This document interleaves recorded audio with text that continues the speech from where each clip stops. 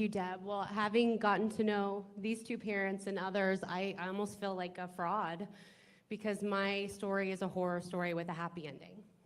And I hope that we have opened the door for other families to come forward. But 4 years ago now, actually 4 years ago next Wednesday, May 4th, 2021, my barely 12-year-old daughter was lured by her trusted art teacher into a secret gender and sexuality meeting that was disguised as an art club. And outside presenters were brought in, an organization called Skittles for ages 2 to 11 and Splash for ages 12 and up, to talk about gender and sex in secret. They told my daughter, if you're not completely comfortable in your biological sex, that means you're transgender. And what 12-year-old girl at the height of COVID in a new state, a new city, a new school is fully comfortable with herself? So of course she adopted that label. So she was celebrated with stickers and flags and bracelets. They asked who she was sexually attracted to, and she didn't know. They said, that means you're queer. More stickers, flags, and bracelets. They talked about concepts like polyamory, puberty blockers and how to access them, cross-sex hormones, how to see a gender-affirming care therapist in the state of Colorado without parent knowledge or consent, which is law, and how to get a gender-affirming care letter in her school without parent knowledge or consent.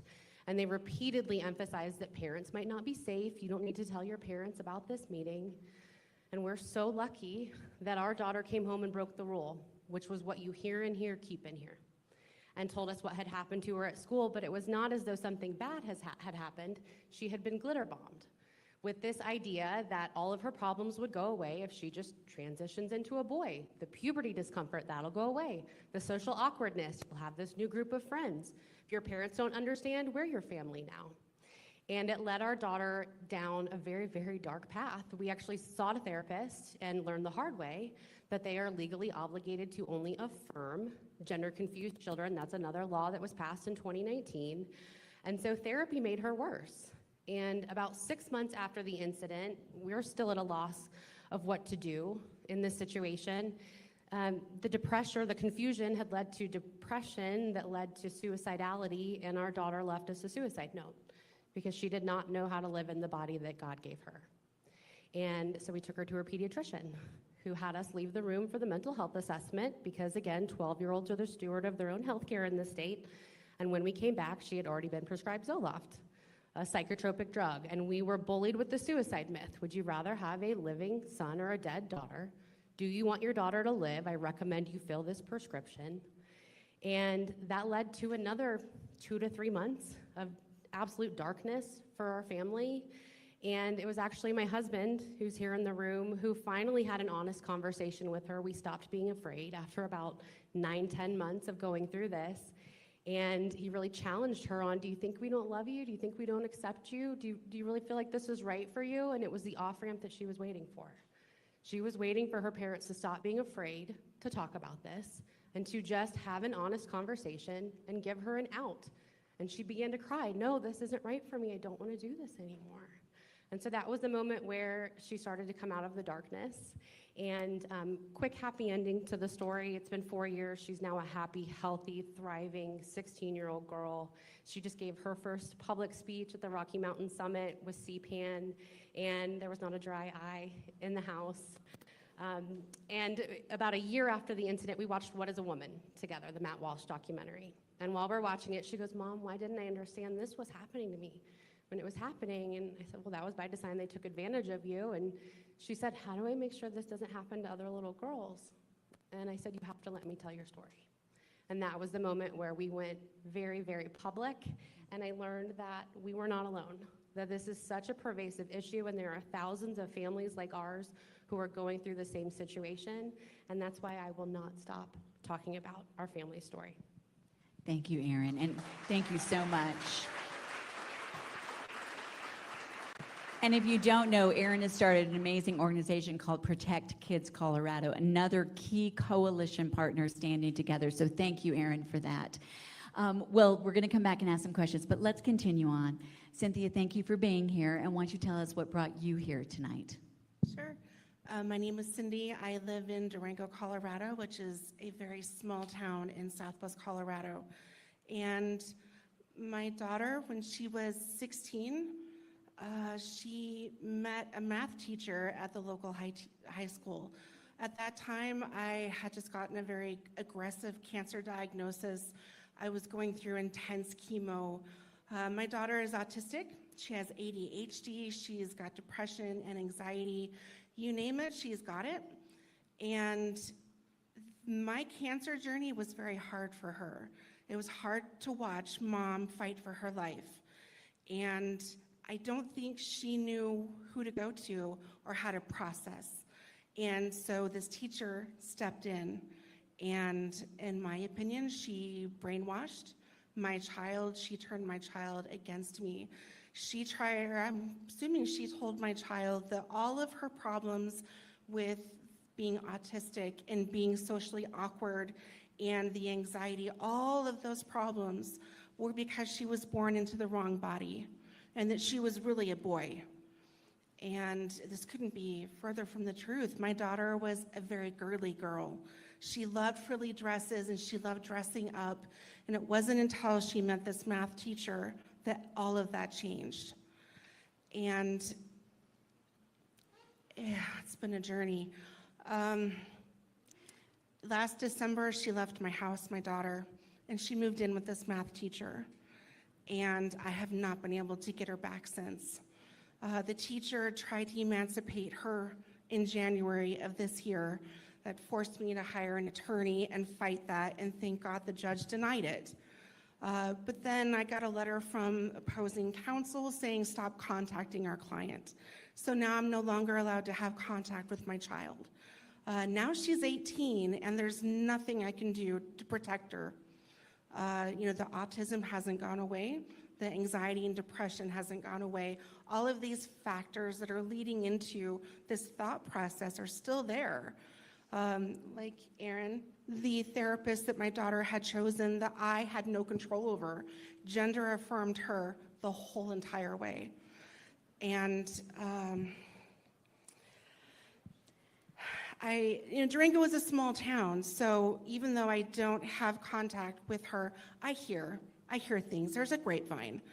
And I hear that this teacher now has her on hormones and that she hates it and it's making her feel bad. And this teacher is introducing all sorts of contraptions and things that I don't think any self-respecting young girl should know about. And that's it. And Cindy, just to be clear, your daughter was a minor when all this happened. Your story broke out into the national media because when you reached out, and this teacher, who is, I believe, married to a transgender individual, said you were not allowed to see your daughter, you called the police. Can you tell us what happened in that instance? Because let's all remember, she was a minor at this time in your custody.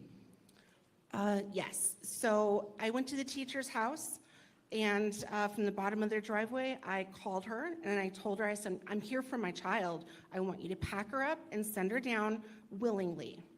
And her response to me was, well, let me call the attorney. I said, okay, you call that attorney, I'm calling the sheriff's office.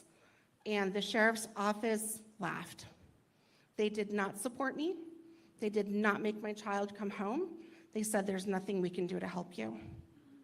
So not only does the sheriff's office fail me, the therapist failed me.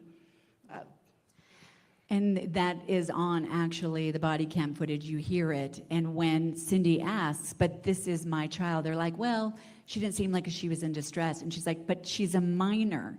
This is my child. What we're talking about is basic law here. And you're gonna hear from our next parent that what 1312 would spread everywhere is already happening in Colorado. Thank you, and Cindy, we'll get back to you on some more questions. Jason, thank you so much. Thanks, you Cindy, for making the drive and being here. Would you share your story with us? Yeah, thanks for having me. As dismayed as I am about the current political climate, I'm really looking at the events without shock. This is already what I've experienced in the courtrooms of Adams County. And it's just the official black and white of it is finally catching up. The mix of the transgender card is powerful. The mix of pity and victimhood creates a very potent sense of obligation in someone who has empathy. It's very difficult to overcome.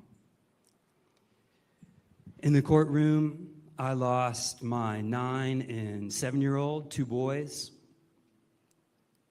And I'm always going back and thinking about what happened.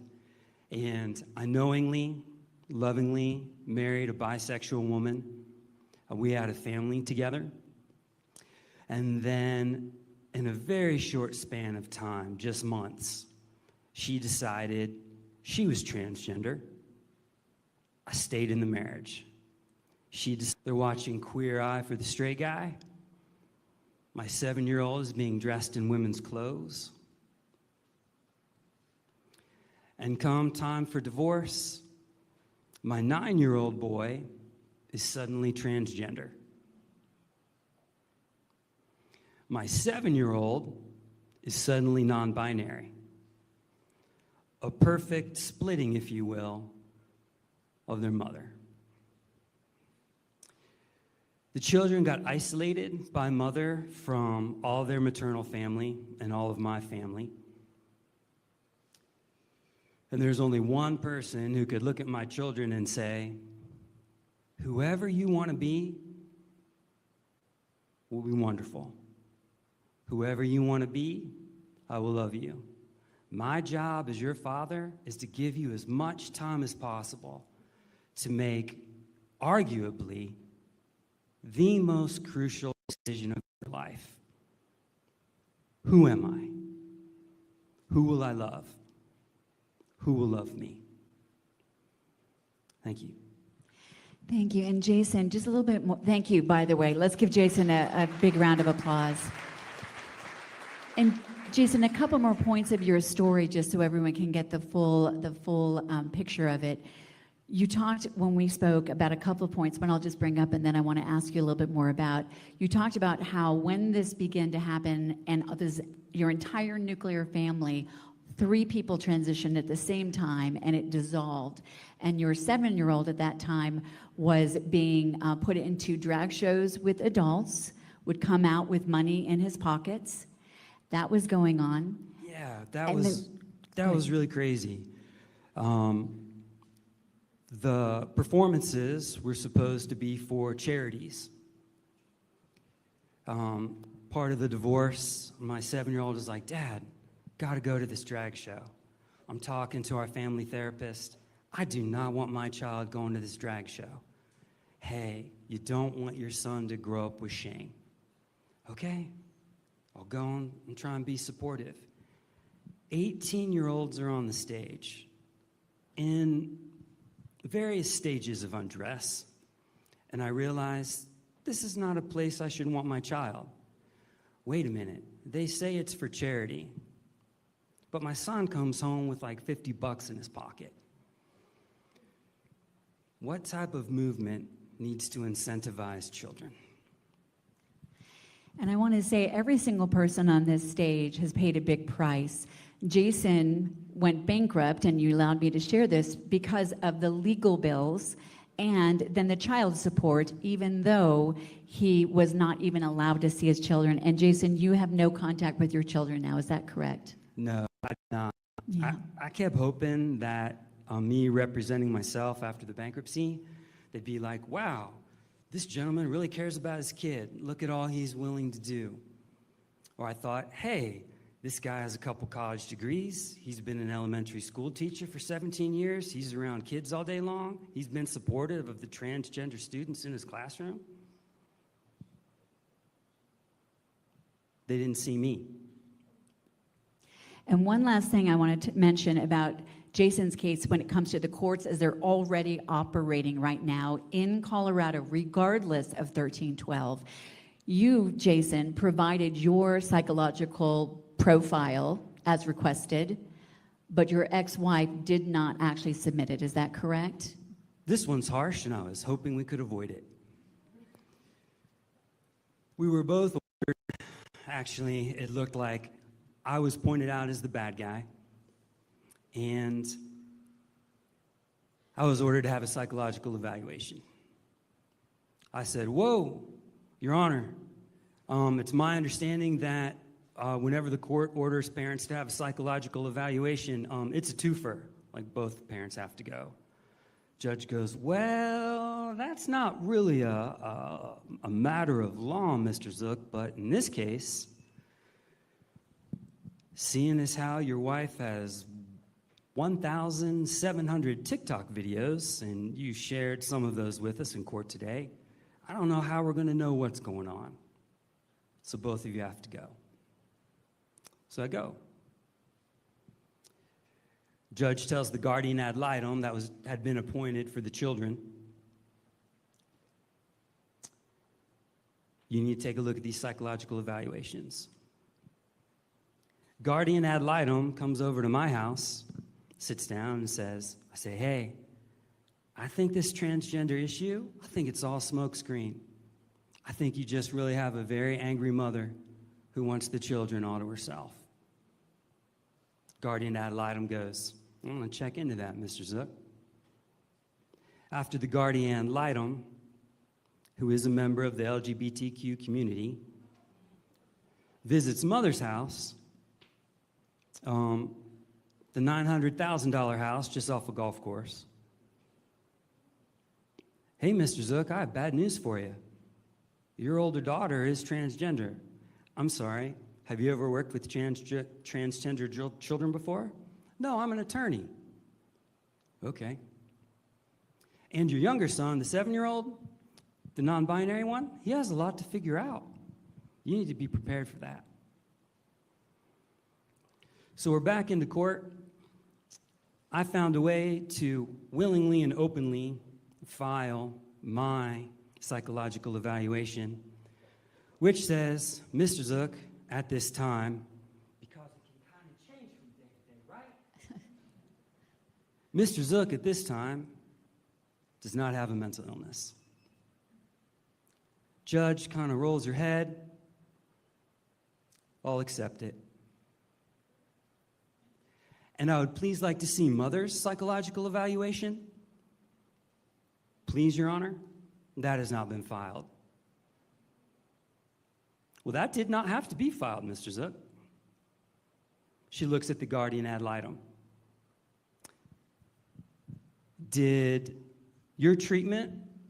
Was any treatment recommended for you, mother, who is not under oath at this time?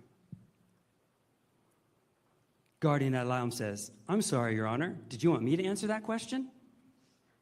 Dodge. Opposing counsel speaks. I'm sorry, Your Honor, did you want me to answer that question? No. I would like the mother to please answer that question. Remember, she's not under oath. No, Your Honor. My time is up in the courtroom. Somehow, mother's psychological evaluation remains unlooked at by an attorney or a guardian ad litem or a judge officially in court. Thank you, Jason. Oh, and I got ordered back for another one. I'm sorry, it's not a laughing matter, but I'm really sorry to hear that. Let's talk about this common thread. There are laws right now, even beyond 1312 in Colorado, that allow interactions with your children that you have absolutely no say in. You have no idea what's going on, and that's going on right now in my alma mater school district of Cherry Creek School District, where they can transition children without parents' knowledge or consent. In each one of these stories, there was a trusted adult. Can each one of you talk about that element? And for instance, what I know that they said to your daughter, Erin, about not telling her mom. Yeah, well, my daughter was barely 12. She was vulnerable. She trusted that her teacher had her best interest, and I trusted that, that they had her best interest. And I was wrong. They totally took advantage of her, and they manipulated that term, trusted adult, and took advantage of a very vulnerable little girl. And I think I remember you saying that they said, don't tell your parents about what happened here. I know when I was growing up, what was the number one thing we told our kids, and we were told? If someone tells you don't tell your parents, that's a red flag. And that's a red flag right now with trusted adults in these positions. Many great teachers, many great people in our schools, but this is what's happening. Let's talk about the trusted adult situation for you, Cindy. Yeah, kind of a similar situation, only my daughter just went silent. She withdrew from the family, she stopped talking, she stopped engaging, and due to the autism and just being wired a little differently, I thought maybe she should be an angsty teenager. And I had no idea how far it had gone. I think she was being influenced for at least a year before I got wind of what was brewing. Yeah. And I want to talk, because we've talked about the trusted adults, the guardian ad litem in your situation. Cindy, I want to mention something very specifically. So our daughter is autistic. So I always look at the statistics, and I just want to share this so everyone has a perspective. In the UK, where they have been doing transitioning for far longer than the United States, they have a national social health care program, so they keep copious records. In the UK, they have found that autistic children make up 2% of the population, but 35% of those who are transitioned. In fact, the Tavistock Clinic, once one of the leading clinics in the entire world, was shut down in 2023 because it was found that they ignored the fact that 97.5% of the children they transitioned were either on the spectrum, had ADHD, or some other underlying issue. Cindy, from your perspective, what role did your daughter being autistic, ADHD, and having other issues play in this situation? I believe it led to it 100%. She is very trusting. I think with the autism, she was at a very vulnerable time in her life with my cancer journey, and she reached out for something, anything, and that anything took advantage of her fully with poor judgment and maybe a little bit of impulsiveness with the autism and just believing the lie. Yeah. And one other statistic I want to share real quickly is a lot of this, there are people that truly deal with gender dysphoria, but the UK also showed in their National Institute of Healthcare study, suicides go up 12 times after transitioning because oftentimes underlying issues are ignored. Erin, I want to ask you this question. You had a happy ending. If 1312 were in place when you were going through the situation with your daughter, Chloe, and the portion that has, at least for now, been taken out, the custody portion, where do you think you would be right now? Well, I actually learned through public record requests that 3 days after this art club incident, when we expressed concern with what had happened and stated that we were not going to affirm our daughter's gender confusion, the school district involved Child Protective Services for a well child check at our home, and a mandated reporter was sent to our home to check on the well-being of our kids to make sure we were not abusing them. And I firmly believe, well, first of all, if my daughter had explicitly said even back then, my parents are not affirming my trans identity, we would have lost her. But especially if 1312 had been in place, we would have stood no chance. They would have removed our daughter from our loving home. And as I said, trans identity made her suicidal. And so we've asked our daughter, where do you think you would be today if we had affirmed all along, if we had called you the boy name and gone along with the trans identity? And she said, Mom, I don't think I'd be alive. So we would have lost our daughter one way or another. Well, I appreciate your continuing to fight against 1312 for that reason. Jason, you had an interesting analogy when we were talking, because obviously yours and Cindy's stories are what's already happened in Colorado when the courts are already introduced because of a custody battle. They're already brought in, and so it's already allowing them to make the decision against the parent that does not stand up for transitioning. You talked about if 1312 passes, and it passes or they put back in, and let's be clear, this bill still has to go back to reconciliation and be voted on in the House and the Senate. So if it went beyond what your situation is, you compared it to a dirty bomb. Do you want to just say what that would be like? Yeah, if the analogy was in divorce proceedings, you know, there are some horrible things that can happen, and sometimes they're true. So like the thermonuclear bomb would be physical, emotional, verbal abuse. To be accused of that is awful. It's terrible, and sometimes that does happen. But there's systems and there are mechanisms in place where a parent can defend themselves. And then maybe like the next level would be a tactical nuke. You know, maybe a parent wants to play the card of sexual abuse, and that is even more terrible and even more awful to use against a parent. But again, there are mechanisms and systems in place where that parent is considered innocent until proven guilty. But this bill, in the language, that is a dirty bomb. That is a dirty nuke. What that's going to do is there is no system in place. There is no mechanism to defend yourself. You are guilty without an ability to prove your innocence. I mean, if they take away your First Amendment right in a courtroom,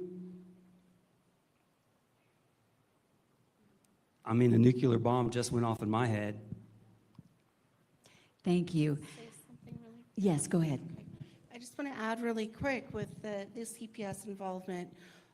Yes, they were already practicing these theories well before this bill came out. My daughter ran away in November, and she went to the teacher's house, and I had no idea where she was for 24 hours. Once that resolved, CPS did get involved, and when it was brought to the surface that I wasn't going to gender affirm my child, because I think there's other issues at play here. I don't think that she's transgender. CPS got involved and they said, well, if you don't gender affirm, she's not being released into your care. Thank you. Well, I want to thank each one of these panel members because they are taking their personal experience and fighting for everyone else so this does not happen further. So we must stand together against 1312 and then roll it back to where it's already happening in these families. Let's give them a huge round of applause for their courage and their generosity.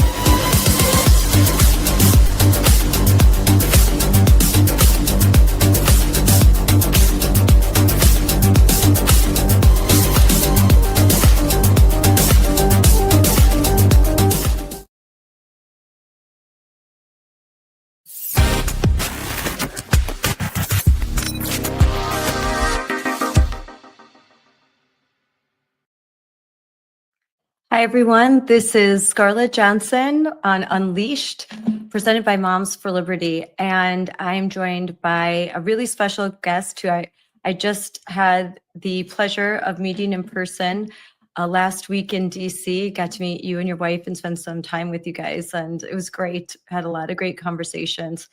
And I'm so excited that he isn't on call because he's the general surgeon. He isn't on call and he can join me today. And we can talk about a whole lot of issues, not the least of which is his compelling personal story.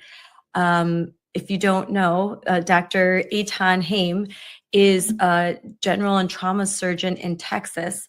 He trained in general surgery at Baylor College of Medicine and became a phenomenon when Chris Rufo exposed the huge story that you were a whistleblower, that showed that the Texas Children's Hospital, the largest, I believe, the largest pediatric hospital in the country, was performing transgender medicine surgeries and providing gender affirming care, despite putting out a public statement that they weren't doing so.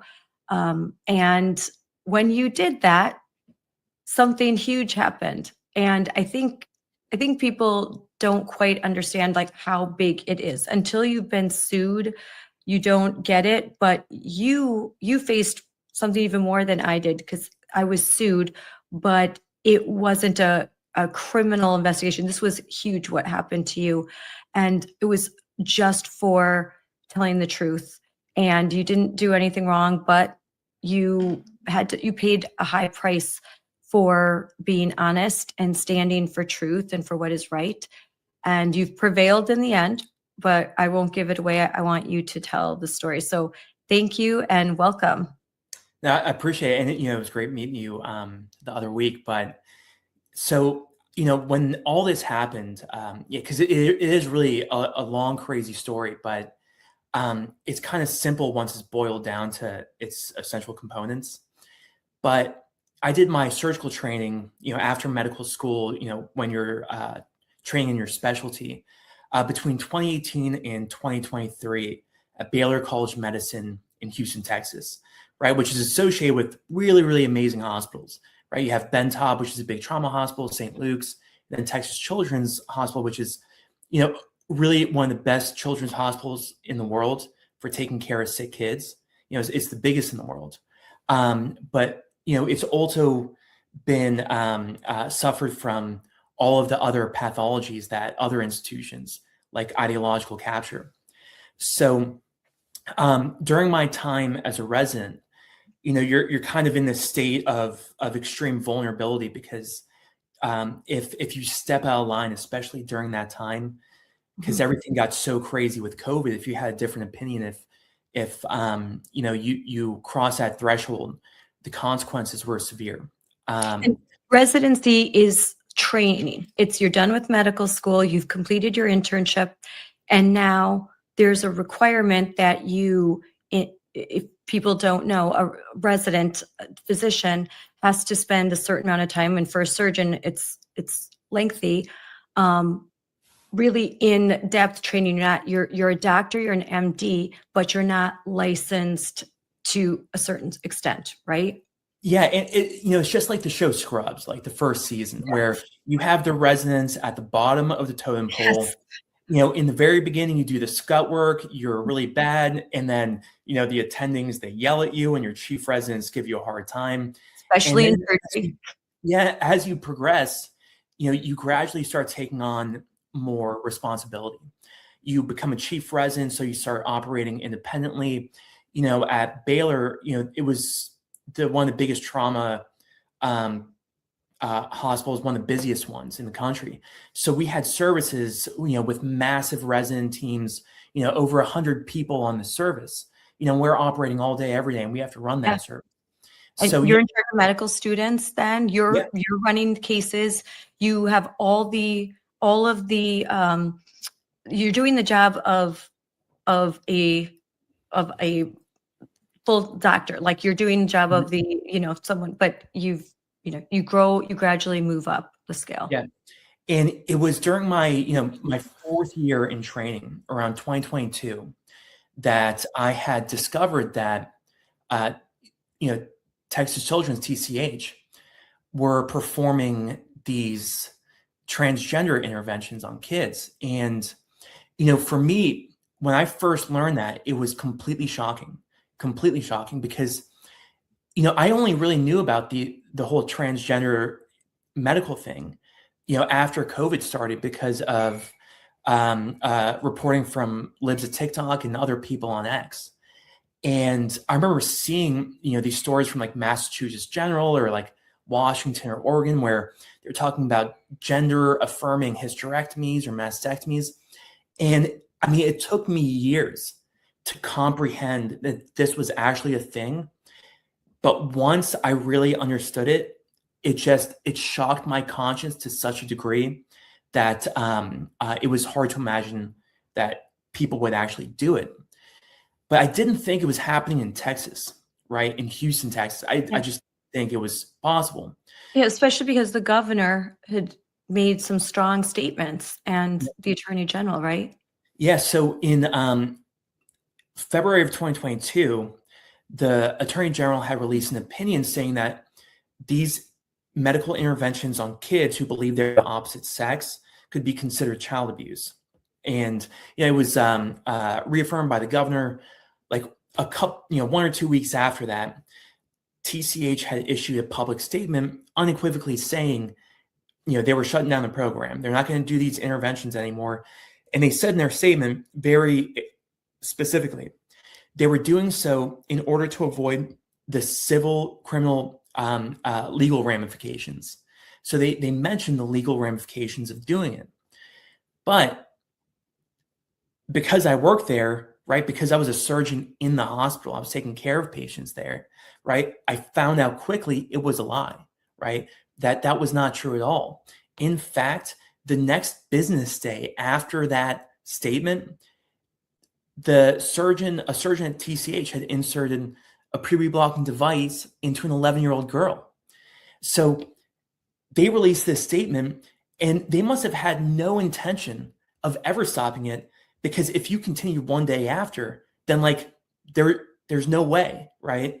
So over the next couple of months, they just expanded the program into a multidisciplinary clinic, right? The directors of this transgender program, which supposedly didn't exist, were giving the really prestigious lecture series called Grand Rounds for the entire department of pediatrics, right?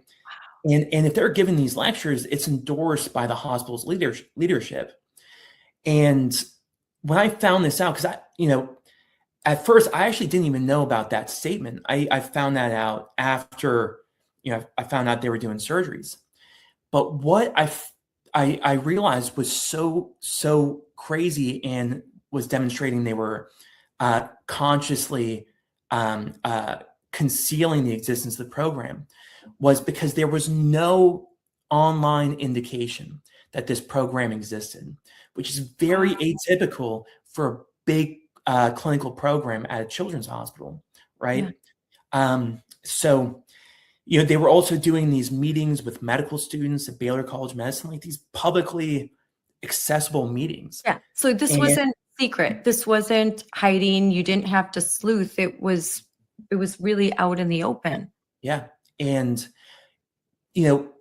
it took me a couple months, to really make the decision to blow the whistle, right? Because if you do something like this, you're essentially opening up yourself to destroying everything you've ever worked for, but also my wife as well. And my wife is a lawyer. She had, really, really brilliant. She was working at a big law firm and had been hired by the Department of Justice, actually, as a prosecutor, as a federal prosecutor. And so, I decided to blow the whistle because, after having these long discussions over months, I realized that it's how can I start my career as a surgeon if I stay silent on this issue? I wouldn't be able to look at myself in the mirror and say that, I made this oath to do no harm and this thing happened, and I just did nothing about it. Because you have a responsibility, if you see something going wrong, that you do something about it. But not only that, but it was also, I knew I was going to have a family one day, right? And, what would my kids think if they knew I was there and I didn't do anything about it? So, I made the decision, and, I spent months trying to reach out to a journalist to find someone to tell the story. And then Chris Rufo finally got a hold of it, verified it. And then the story came out with me as the anonymous whistleblower on May 16th, 2023. So it was just, I was an anonymous whistleblower. I provided the evidence showing, without a doubt that the hospital was concealing the program and expanding it. And then it was kind of off to the races from there, because the day after, on May 17th, the Texas Senate passed a law, SB 14, which banned transgender interventions in children. And it was done with bipartisan support, partially because our story came out the day before, Yep. right? So within 24 hours, the conduct we had exposed was voted to become illegal, right? Which had never happened before in American history. And then the Attorney General announces an investigation into the hospital. 3 days later, another whistleblower speaks out, a couple of days after that, right? Someone I didn't know, but it was a nurse in the transgender clinic. She actually went public with a even bigger story. Her name is Vanessa Sivage. Oh, I didn't even know that. Oh, yeah. So there was a second whistleblower after I blew the whistle, because the original story had inspired her, because she was working in the clinic and saw the horrors like firsthand.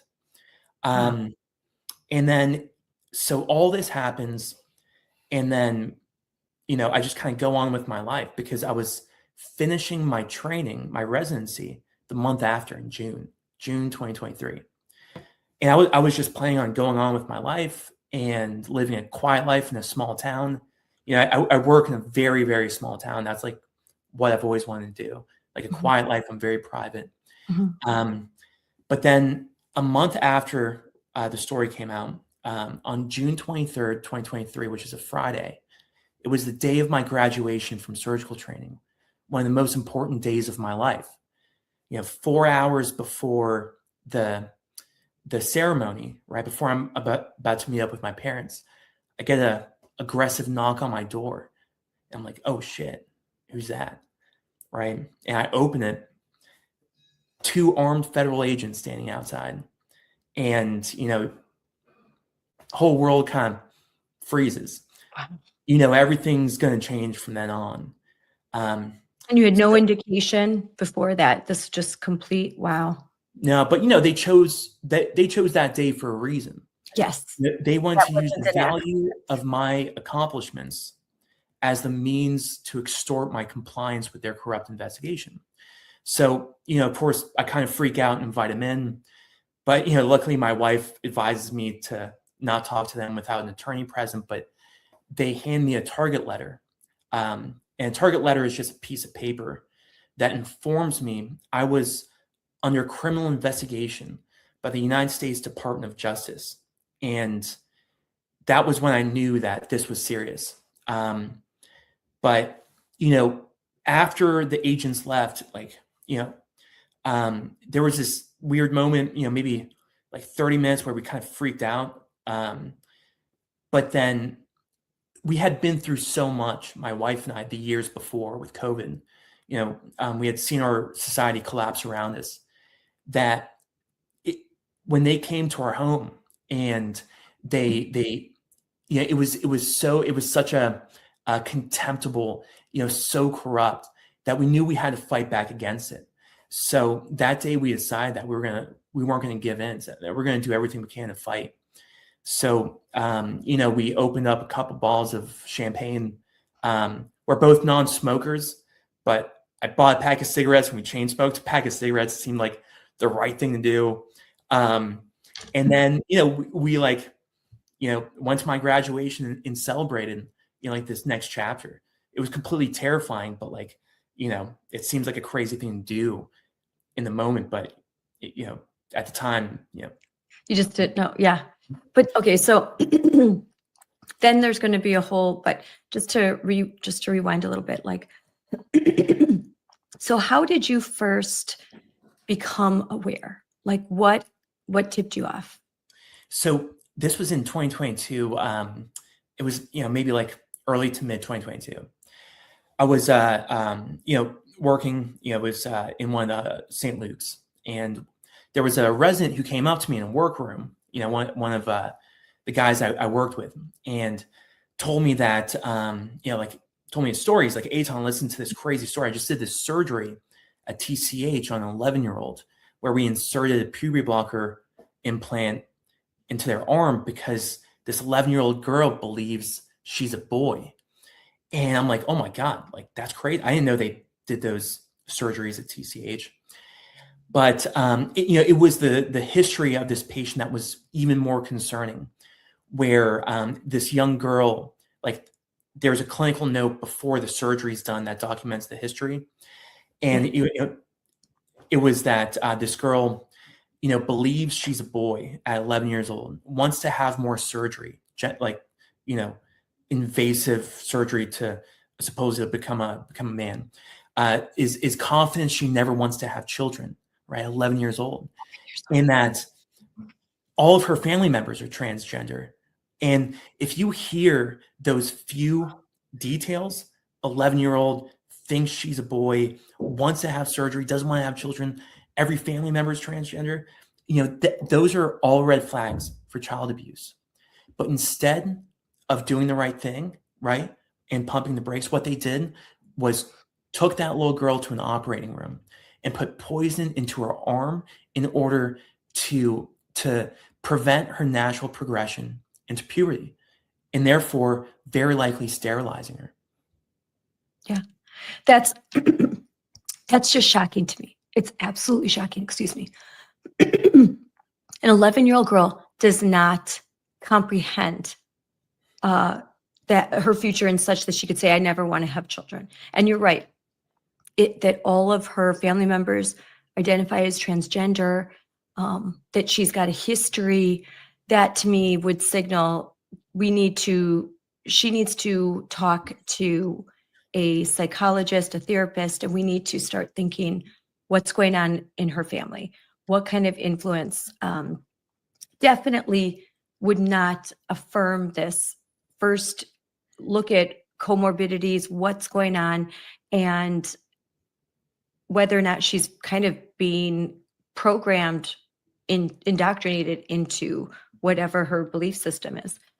But and Jamie Reed, it's like you have these 11-year-old, these young children, and even in society, right? If you have these crazy teachers, counselors, parents, if the doctors are supposed to be the ones who are the gatekeepers, right? When someone comes in and thinks something crazy like this, the doctors are the ones who have the wisdom and the judgment to be like, no, this is not the right thing to do. Go home, touch some grass, you'll get over it, right? But that's the problem with what happened to my profession over the past, couple of decades, but really worse over the past few years. and I mean, now privately, did a lot of physicians, nurses, if you talked about this, did they say, yeah, this is crazy? If you were to talk about your opinion, did they agree that they shouldn't be doing this? This isn't right? So in these, highly prestigious academic environments, like Baylor or any of the other big university academic programs, the culture of silence is so strong that you don't even bring it up to people unless you're 100% positive they're trustworthy and they're not going to create problems. So there was only maybe 2 or 3 people in like the entire program of like 80 to 90 people, and then even all the surrounding other people like nurses, attendings, who I was willing to talk to. So it was kind of like the dark corner club. And we called it that because we actually met in dark corners, like and talk about these things because, but yeah, for those very few people.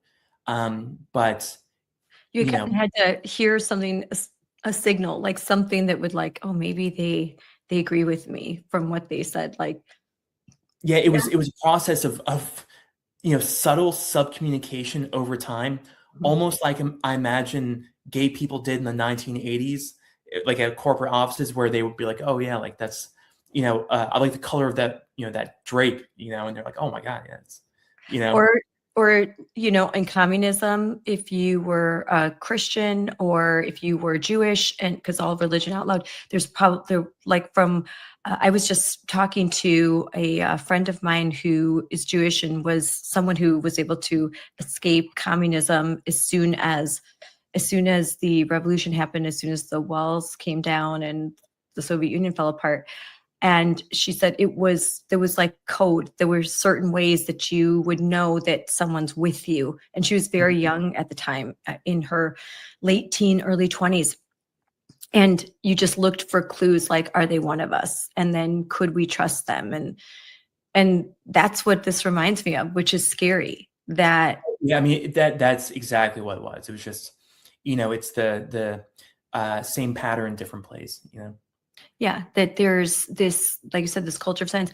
How, I mean, this is probably too big of a question, but it's really hard for me to imagine having so many family members that are in the field of medicine, doctors and nurses and different professions in the health community. How was this able to be captured ideologically to such that you have physicians, you have doctors that are unwilling to say out loud that sex is binary, male and female, and that they kind of will, even if they believe it, they just won't say anything out loud, or they'll just shrug their shoulders. Like, how does it get to that point that something that is so simple and that until 5 minutes ago was a common fact, that there's sort of, like I said, this culture of silence and even fear to say the truth? It's, of course, you have the entire story of, the slow march of radical left-wing ideologies through all of our, cultural institutions. But, with this, I believe it's, when you boil it down to its most essential component, like what causes it, what's like the driving factor. If you were to remove that component, then it would be stopped. And it's simply the failure of the individual to respond in the moment when something's going wrong. Because it's like you have a million, 10 million, 100 million of these tiny little micro events, right? Each person has a few of them, but they happen over our entire country. And in each of those moments, the people who should say something don't. And it's that failure, that cowardice, that allows this cancer to go from 1 cell to 10 to 1,000 to 100,000. And once it gets to a certain point, it becomes an unstoppable tidal wave, So that's what I think is a essential component. Do you think what's happening in education starting so young? I mean, I must have posted this week, I posted several examples on the Moms for Liberty social media of slideshows in elementary schools. I just posted a movie that for 4th graders, and basically it's a cartoon, and the main character says, well, when you were born, the doctor made a guess. They looked at your anatomy, made a guess. Sometimes they're right, sometimes they're wrong. But your sex sometimes doesn't match your gender identity. And here's what gender identity is. So they start so young, and do you think that has a part in it, that this sort of training, this programming very young, that this is just the way that it is now? Yeah. And I think they're creating a younger generation who is adapted to this environment where they're not supposed to speak out and do the right thing. And, it's so different than the way I grow up. I was just watching The Lion King, like the original one, with my daughter. She's 1.5 years, and my wife. And, it was like these stories when you were growing up that we all, that had animated all of us when we were younger, about, these heroine characters who overcome these obstacles, like these archetypal hero stories. And, we didn't really appreciate at the time, but everything in our society had elevated the hero, Yes. had valorized, the individual for doing the right thing when it was a hard thing to do. And slowly over time, you had those individual people who just didn't say what they should have said when people started introducing these crazy ideologies. Mhm. So over time, we just lost the animating ideas that had served as the basis for a civilized Western civilization. I mean, it's because without those stories, without those lessons that are meant to guide like the individual person, then people aren't going to be guided by it. They're going to be guided by something else, and what that ends up being are these purple haired lunatics, who have like a million mental health issues. Yeah. And so you're talking about like the hero's journey, Joseph Campbell, A Hero with a Thousand Faces, like that stories resonate with Harry Potter, Lord of the Rings, Star Wars, the Marvel, Lion King, Little Mermaid, like these stories, they used to fall into a pattern. And that's a pattern kind of recognized, like Joseph Campbell kind of writes about. And it's this hero's journey and these certain steps.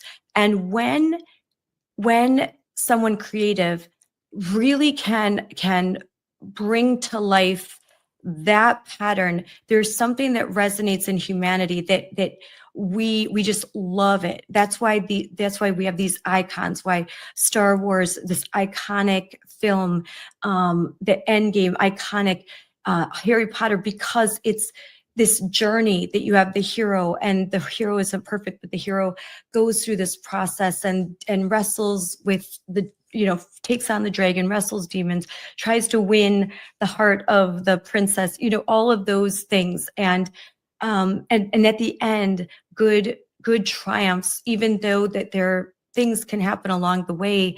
And we just, those stories resonate. And now what we see in culture is just trying to flip the script and to basically alter this pattern. Jordan Peterson talks about this a lot. And I think that really resonates with me, because I know before learning all of this, before COVID, I just felt something was off. You feel like something's off, but you don't know quite what. Things aren't the same.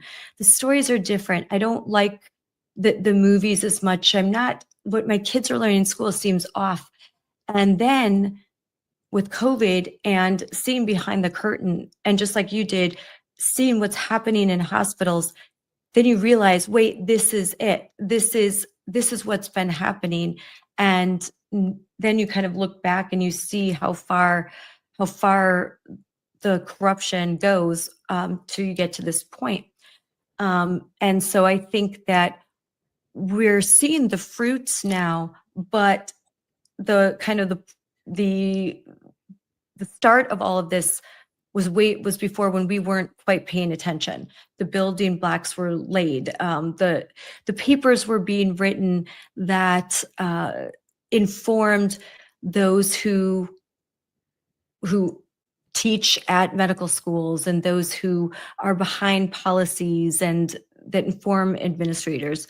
So that's just me rambling, but that's something that I think that has just changed and corrupted institutions. But I also think that it's the fact that we can be so afraid of crazy people, and people that are loud, and people that threaten, and people that just will come at you and say vile things and attack. And I think doctors in particular, who don't want to break the rules and don't want to they don't want to deal with a lot of chaos.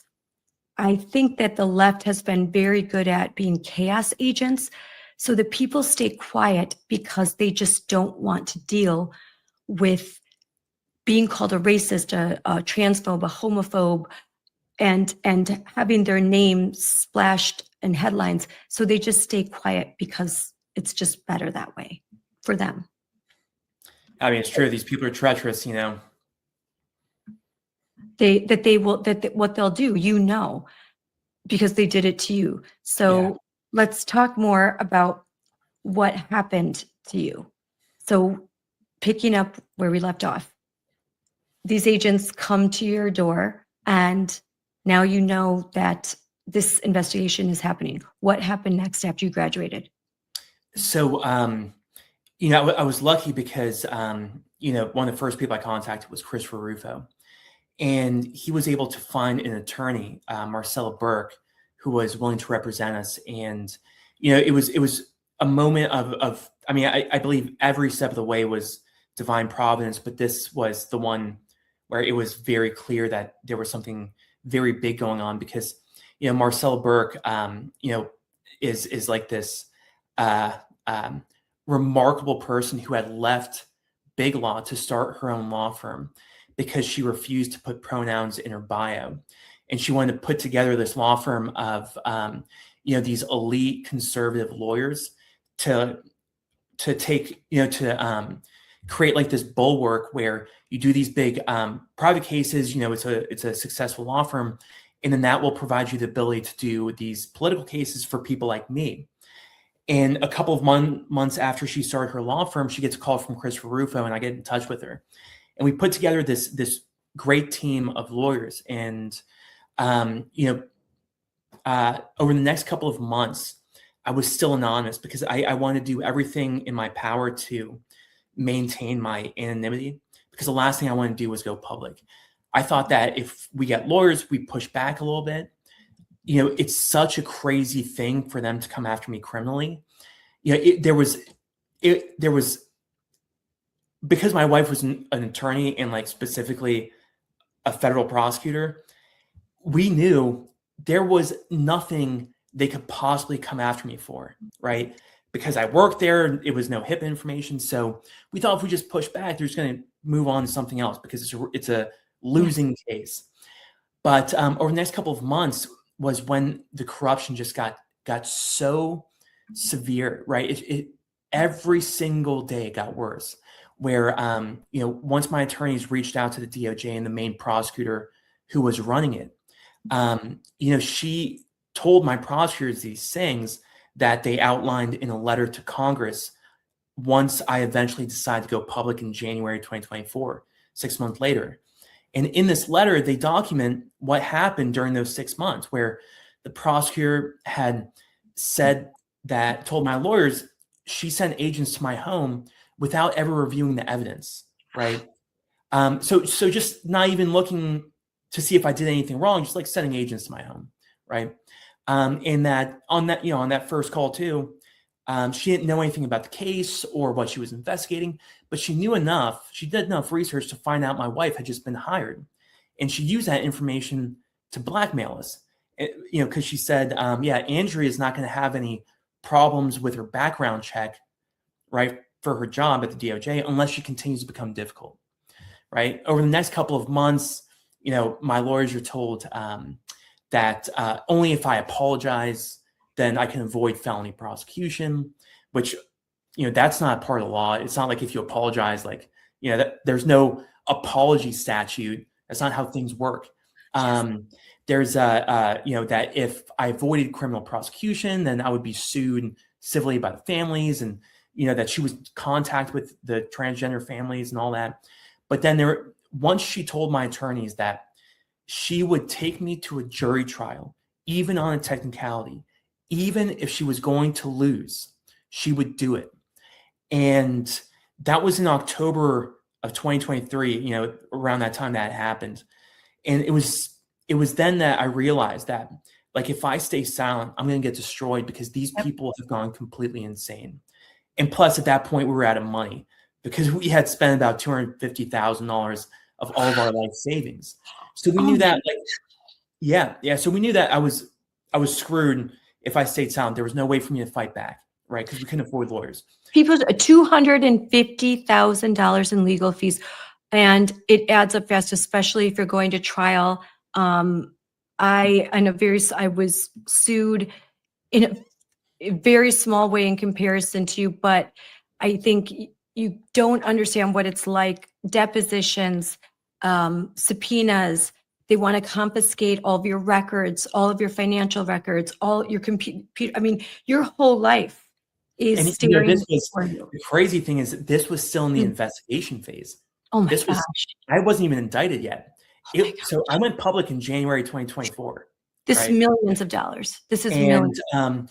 for the next 6 months after that, after I went public, right? So in the first, 1 or 2 months after I went public, January and February 2024, I raised maybe like $250,000, something like that, like a good amount of money, just by telling my story publicly. And that was enough to keep us on an even playing field, to maintain the fight. But, we entered this kind of purgatory, like this legal purgatory, where once I went public, the lines of communication with the Department of Justice went silent, right? Because it's such an aggressive thing to do. You're kind of blowing everything up if you Yeah. do something like this. Yep. So we had no idea what the DOJ was going to do over the next 6 months. Like, Yep. were they still pursuing this? Were they still investigating me? We had no idea. So, every day would go by for those 6 months. And during this time, I had just started my new job as a surgical attending, right, out of residency. So I was working, as a surgeon, which is a very stressful time, your first job out. Yep. And,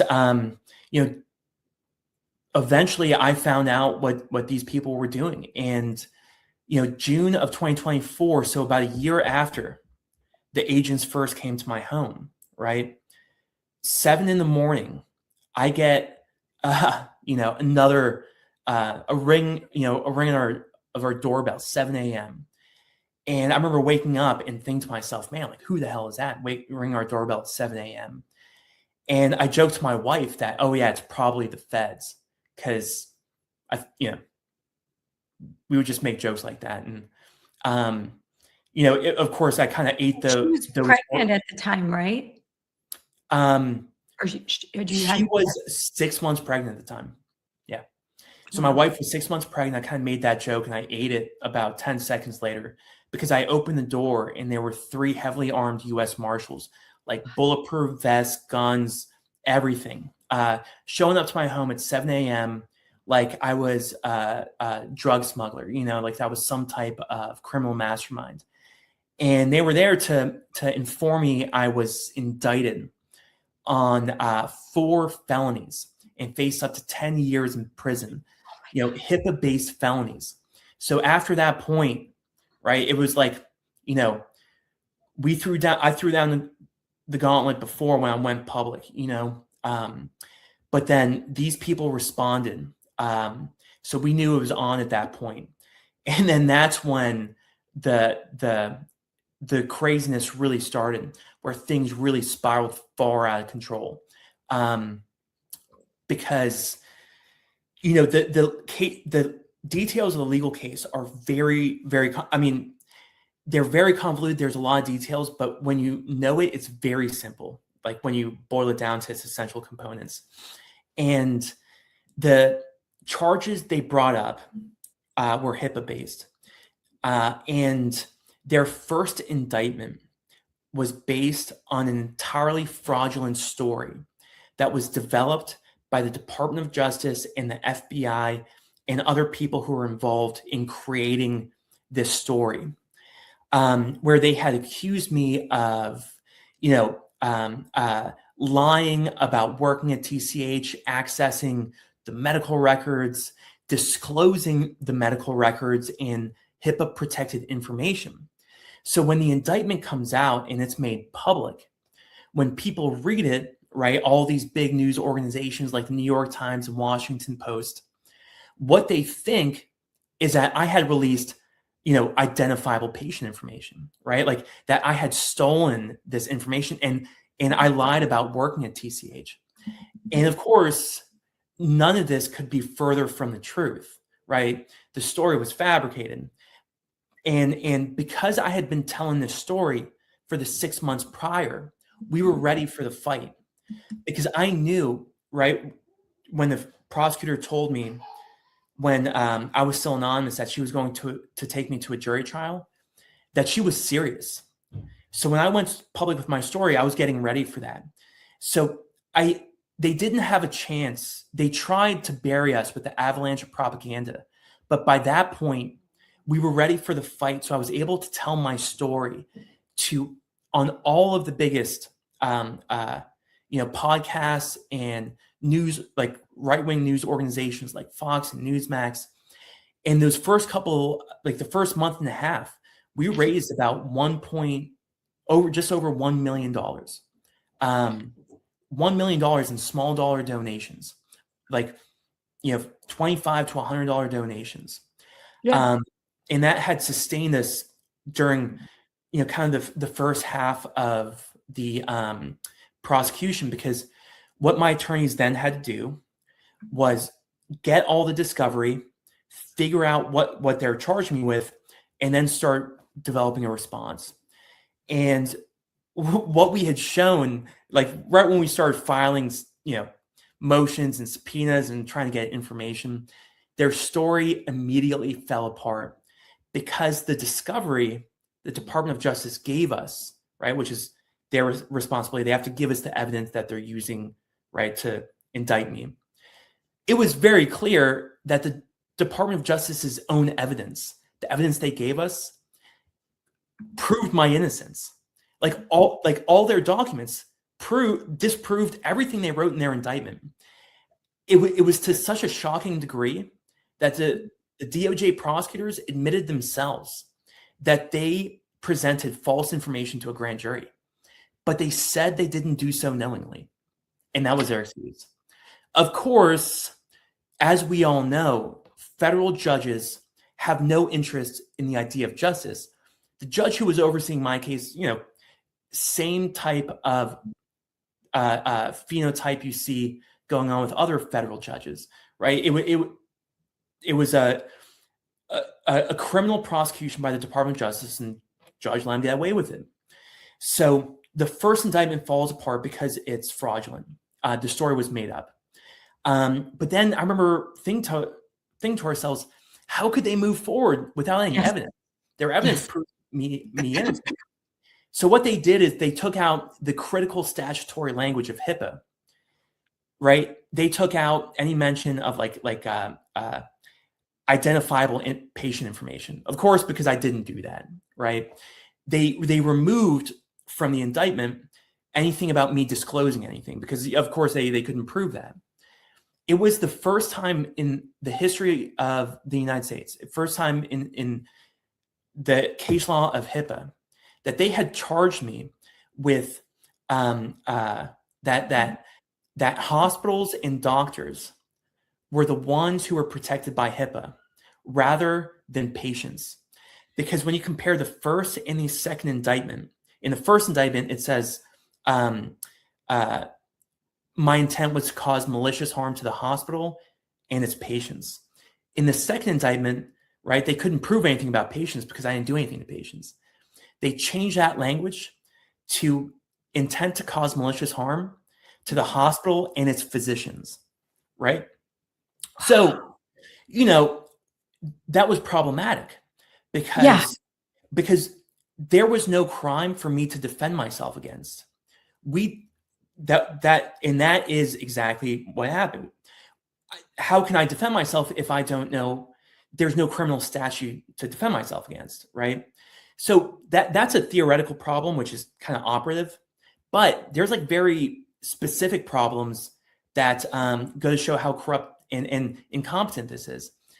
In the second indictment, they include a massive typo in the operative language of their indictment.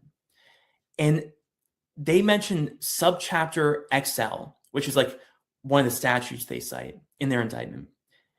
But it's subchapter XI, right? So they cited a non-existent crime, which in the world of like legal prosecutions, you can't cite non-existent statutes. But also the words This should be thrown out right away. Yeah. And not only that, but the lead prosecutor we found out that she was practicing for like over a month. She was prosecuting me with a suspended bar license. Oh my gosh. Yeah. With a suspended bar license. Yeah. And the judge was like, no, just keep on going. No problem. No harm, no foul. It's just all of my constitutional rights are being violated, but no big deal. This is Banana Republic stuff. Oh, yeah. There's no law. There's just whatever the government wants, whatever, like they want to get somebody, show me the person, I'll show you the crime. They're just Yeah. going, like, they don't care. They're just going wait to till you get. hear what happens next, right? Two important things happened. So things really start spiraling out of control. Remember, I was indicted in June, right? In September, things started spiraling. My wife, right, she was supposed to give birth at the hospital I work at on, early September. We go into an OBGYN appointment, and my wife is found to have high blood pressure, and we think that her water had broken. So she went into preterm labor. So we find out that my wife's preeclamptic, and she was admitted to the hospital. But what happened is it was our worst nightmare, because the next day, 2 days later, I was supposed to be in court in Houston, right? So 2 days before I was supposed to be in court in September, it turns out that my wife becomes preeclamptic, has to have an emergency C-section. And, the day that my child is born, right, while my wife is still in PACU, right, in the post-operative recovery unit, after she has an emergency C-section, I had to leave 1 hour after my first daughter was born to drive to Houston to go to court, right, so that my lawyers and these prosecutors could kind of litigate all of their mistakes over the past couple of weeks. So that happens, which is like, an insult to the soul that is unforgivable. And this But is of course, Texas. it's a federal court, so it doesn't matter. But then what happens is, of course, their case spirals out of control. I discover that the lead prosecutor, who was practicing without a license, right? It turns out that her family had these major financial conflicts with TCH, Baylor College of Medicine, Ben Taub Hospital, Harris Health, because her uncle was on the board of TCH. Her aunt, who's a big political player in Houston, is a major donor for TCH and Baylor College of Medicine. She actually got appointed to the board of Harris Health, which is a sister program for Texas Children's Hospital, in the few months after my investigation started. Her brother, the prosecutor's brother, they own a major coffee company, one of the biggest in the country. And he started attending major $100,000 fundraisers with the president of TCH, like 3 months after I found out I was being investigated, right? Wow. I found all this out, and of course I make it public on X. And that was a big deal, very big deal, these conflicts of interest. And it turns out that they were conflicts. So the prosecutor has to step aside from the prosecution, right? Yeah. That was a massive win. And this was also the same time that the second indictment fell apart, right? With a typo and then the issues with the statutes. So the second indictment falls apart, and then the other lawyers on the case, other prosecutors, we thought they couldn't do anything else. What are they going to do? How are they going to bring a third indictment, right? They bring a third indictment, they correct the errors, but the single most treacherous thing of the entire case happens, which is they bring a gag order right after, because by that point, this was becoming a big story, right? People were starting to pay close attention. So what does the prosecution do is they move to gag me so that I can't talk about my story anymore. And we thought that there was no way that this was going to fly, because it's such an obvious, First Amendment violation. And plus, I had a very small following at the time. There were some people who were telling my story, but it wasn't by any means like a meaningful media presence. So, and one of the arguments made was that the prosecutors were concerned about cyberbullying. They actually made that argument in their motion. Prosecutors who are supposed to be going after cartels and these murderers, they're worried about cyberbullying. So, of course, the judge, if he were to sign a gag order,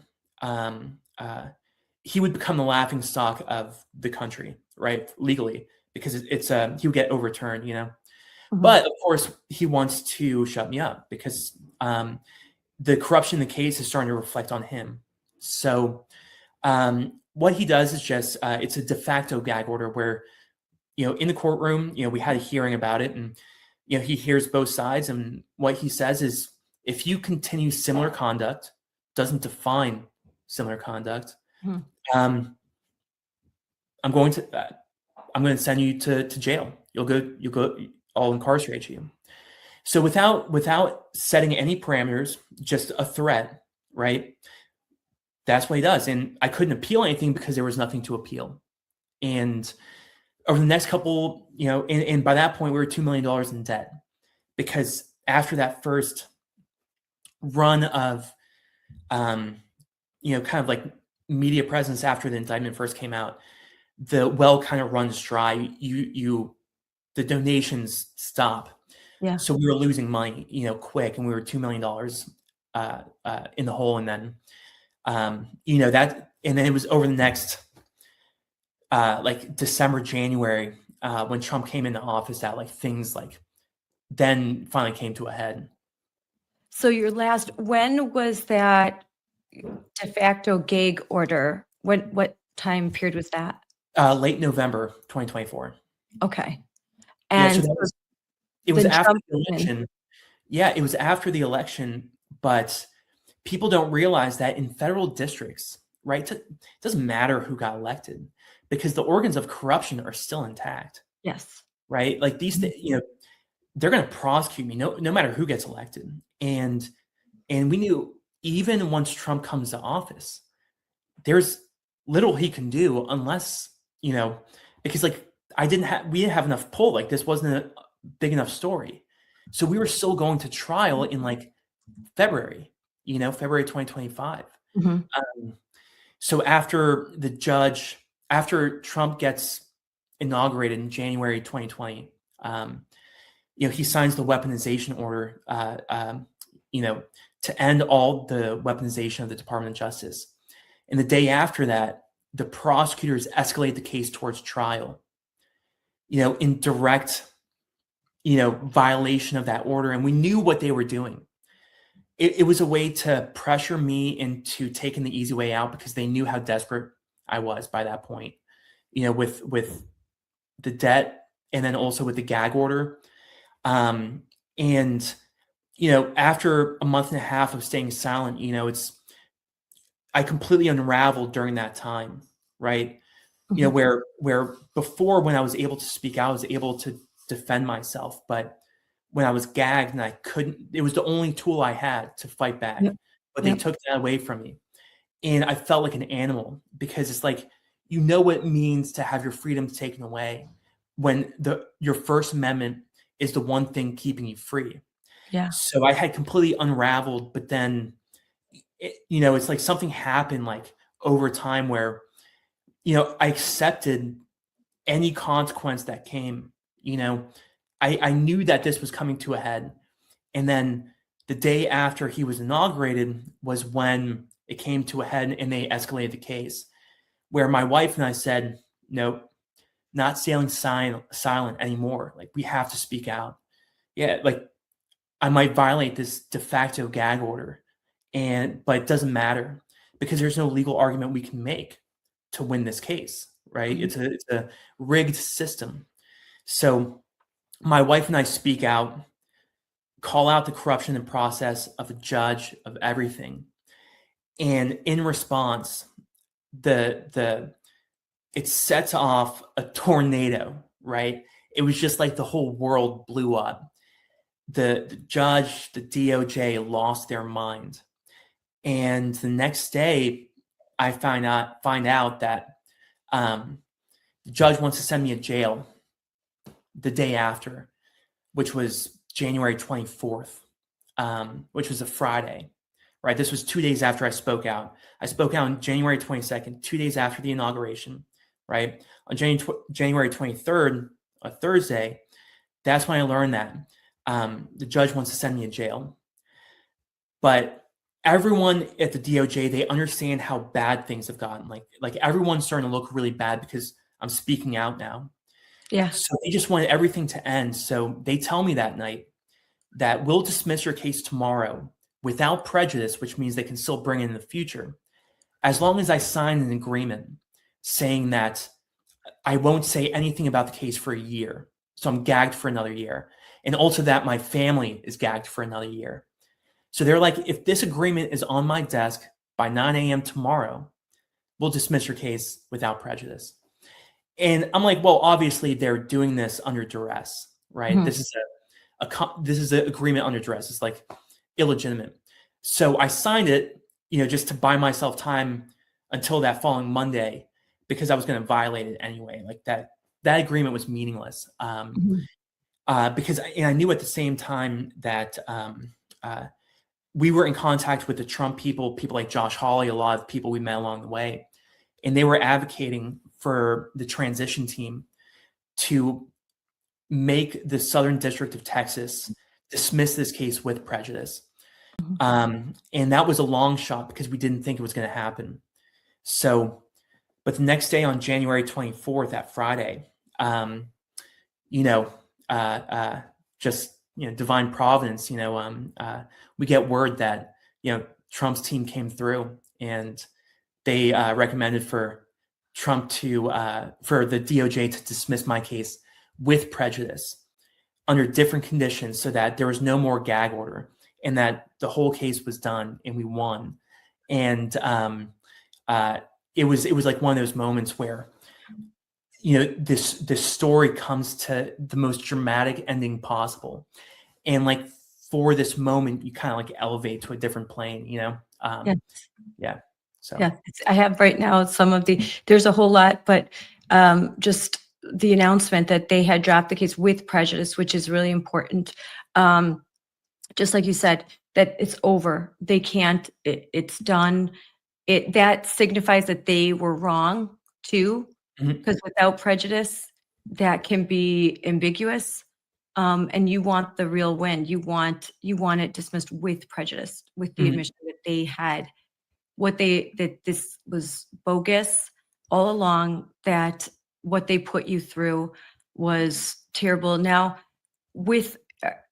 because of what they did now, and you don't have to go into details, but are you considering a countersuit because of all of the funds, the duress that was placed upon you and your family? There may be a couple things in the process.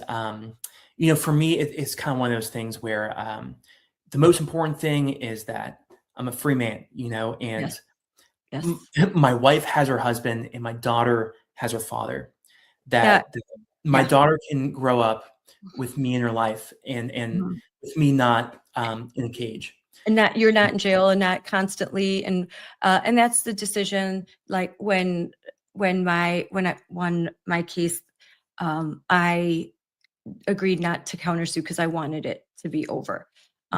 Like I wanted the win, and I wanted to know that there was going to be no further litigation, but that I just wanted it to be done and over with, and to move on with my life and not have to think about. It was just the thought that I'm not going to have to think about, do I have to prepare for trial? What will that mean? How much would that cost? All of those things. And again, I have to shout out to Wisconsin Institute for Law and Liberty for taking my case once it went to appeal. So, and they took the case pro bono. But initially, my family and I had a lot of, we had to pay a lot of costs. Like you said, that early phase but there's investigation, and then you have to pay for depositions and lawyers' time doing all the investigative work, and that's just the start. So this is how much it cost you, and you weren't even at trial yet. That's a whole nother. So and we still owe like $500,000, and what we're doing, we're just paying it off over time, and it is what it is. It's awful. That is insane. And that's why they try to make an example. And legal lawfare works because most people can't afford a lawyer. They don't have the skills and expertise to represent themselves, and they're scared. They're scared, even if it's a civil litigation and it's financial. That can put you in a world of hurt. Criminal, and you could go to jail. So lawfare in so we're a free society. We are supposed, I mean, gosh, 250 years ago, this country was founded because there was a oppressive government that wasn't allowing fair and just trials for, I mean, that's the founders started this country because they lived under this corrupt legal system where you didn't know what the law was. That could change at any time. And that's, to see what happened to you, it's such an injustice for so many reasons, the myriad of reasons. But as someone with a legal background, the injustice in our legal system and the exposure to how corrupt it really is very scary. And it should scare every American citizen, whether you are on the left or the right, because our system should not be political. It should be rule of law, no matter who you are, no matter what you believe, there should be fairness under the law, equality under the law. And it wasn't fair for you. This was clearly a political hit job that also had some basis in it was financial, because a lot of people had vested interest in the Texas Children's Hospital not being exposed and not facing, I'm sure that there was a lot of criticism coming their way. Every hospital relies on donations, donors, and there might be their donors like say, I'm not going to give, I'm not going to donate, I'm not going to participate. So if you're doing this, these kinds of procedures, like I don't want to donate to your hospital, go to your charities. And so they were upset that you exposed the truth. And it's just shocking. It's shocking. I mean, I'm so glad that you won, but I mean, if Trump had not been elected, this could have gone a whole nother way, I think. And Oh, of course, no, there's no doubt about that, because, yeah, of course, the truth was on my side. There was no case yes, that the government had against me. But when you're in the situation of going into a federal trial, you quickly realize that the truth doesn't matter at all, because what they do is try to limit any defense you can bring in. So the very first thing that the DOJ did during the prosecution, right after the indictment, was file a motion, right, to restrict what can be brought into the trial.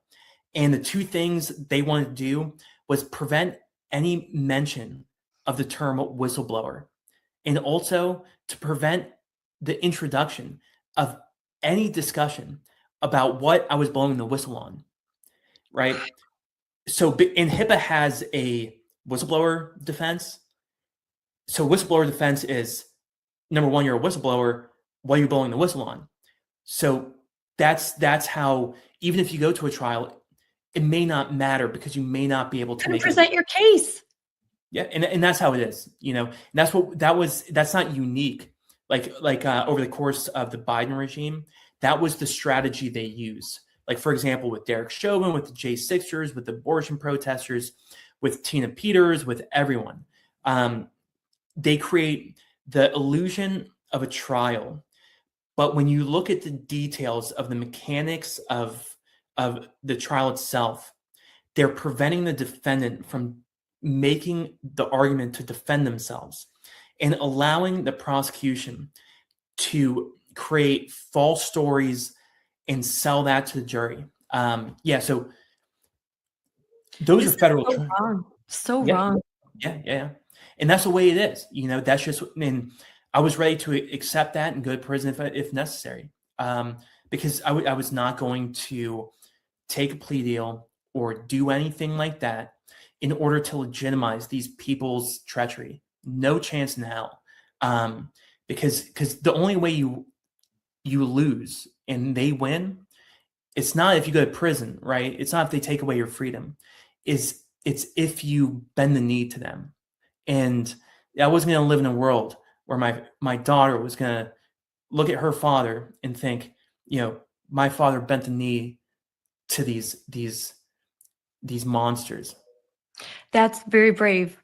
A lot of people say things like that, but they don't get tested like you did. A lot of people say, I'll never bend a knee. They can post it on X, they can put it out there. But when push comes to shove and you are facing prison time, financial ruin, because they're going to take every penny you have so you can defend yourself. Oh, hold on. Okay, I'm back. Fix the battery. So I know that you have to run soon. I can hear baby in the background. And so just to real quick before you leave, because you are a surgeon, you are a doctor, I do want to ask you a question and have you put these facts out there, because I'm about to go back to DC. I leave tomorrow morning because there's going to be a big rally on the steps of the United States Supreme Court as oral arguments are heard for two very big cases. These cases are going to decide the future of women and girls sports. And the question that's going to be answered is, are sex-separated sports a violation of the Equal Protection Clause?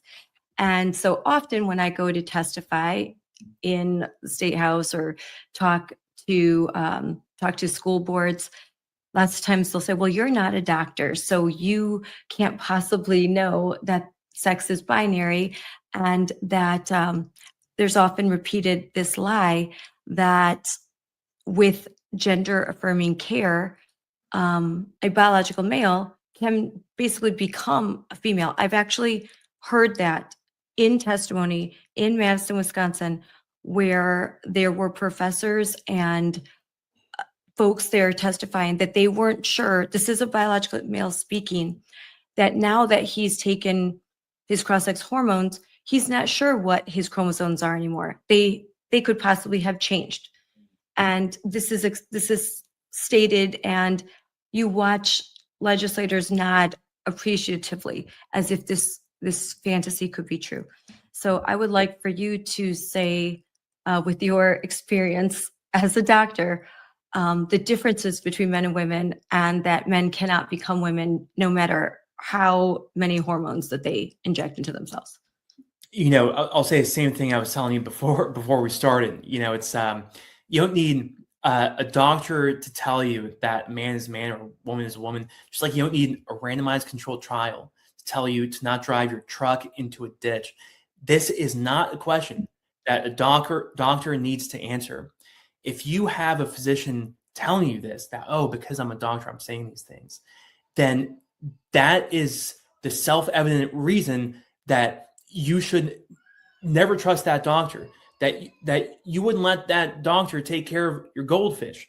The fact that these issues are even being argued at our Supreme Court is indicative of the late stages of our societal collapse, because the fact that this even has to be argued is a problem. But yeah, well, I would love, it was great. We went through pretty much everything that's happened in your case. And I'd love to have you back on again so that we could talk about the procedures that are done and what they are, what that means, WPATH, SOGI, all of those things. So I have a whole bunch more questions. So we'll definitely have to have you back on so that we could discuss the medicine behind, the so-called medicine behind transgender medicine, and why it's so wrong. And so I'd love to ask more about what you've seen, what you know, with your background. So thank you so much for coming on. I've got a lot to think about after hearing your story. The legal system, there needs to be changes, and I certainly hope that there are members of Congress that are working on legislation and and this would be passed on a bipartisan basis, ways to protect whistleblowers and to prevent this miscarriage of justice from ever happening to anyone again. Let's hope so. Yeah, let's hope so. Well, thank you so Thank much you for for having me coming on. on. Yes, Privilege. and we'll talk again soon. Thank you. Thanks. Wow, I am just blown away by the conversation with Dr. Eithan Haim, a practicing general surgeon in Texas, to the miscarriage of justice. Whenever I have these conversations, like I try not to, I watched a bunch of podcasts that he was on, including Jordan Peterson, and I did my research and I had talked to him previously, but I kind of let the conversation go in the direction that it seems, just let it go where it's going to go. And I didn't realize that how much we would talk about the legal process, which is really important. I think that you can read many articles about him and read about the procedures and transgender medicine and the things he exposed. But this conversation, I had not read the details of corruption that he and his wife faced, the justice system and the miscarriage of justice, and the corrupt manner in which the federal Department of Justice, the cloud that it is under, it's really scary, to be honest. It's really scary. And I think that it's important that institutional changes are made, and that legislation, I really hope that there is legislation that protects whistleblowers that is forthcoming. The ability to limit what a jury can see, tying a defendant's, tying both hands behind their back.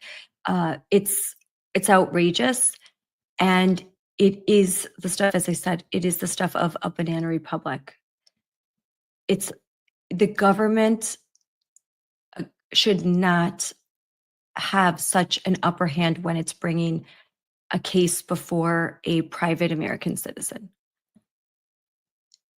This goes against the foundational principles of our Constitution, of rule of law, and it absolutely must be changed. I don't care. I don't care if the federal government were bringing a case against someone that maybe I didn't like very much, and I didn't like their political opinions.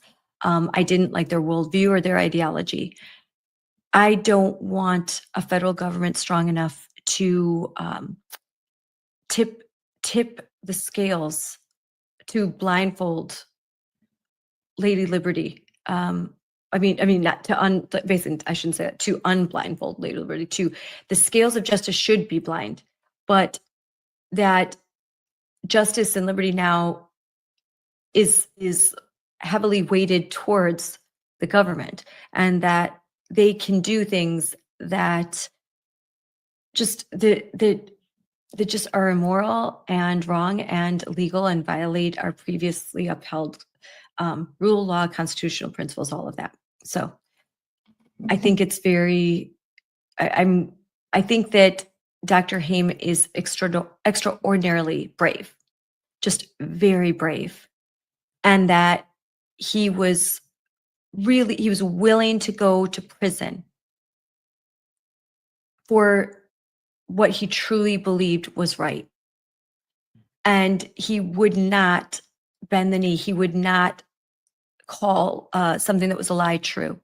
He would not sign a plea deal that would allow Texas Children's Hospital and the federal government and the DOJ in Texas to get away with this just absolute miscarriage of justice, for the hospital to continue to perform these kinds of surgeries and provide this kind of medical care without without being exposed.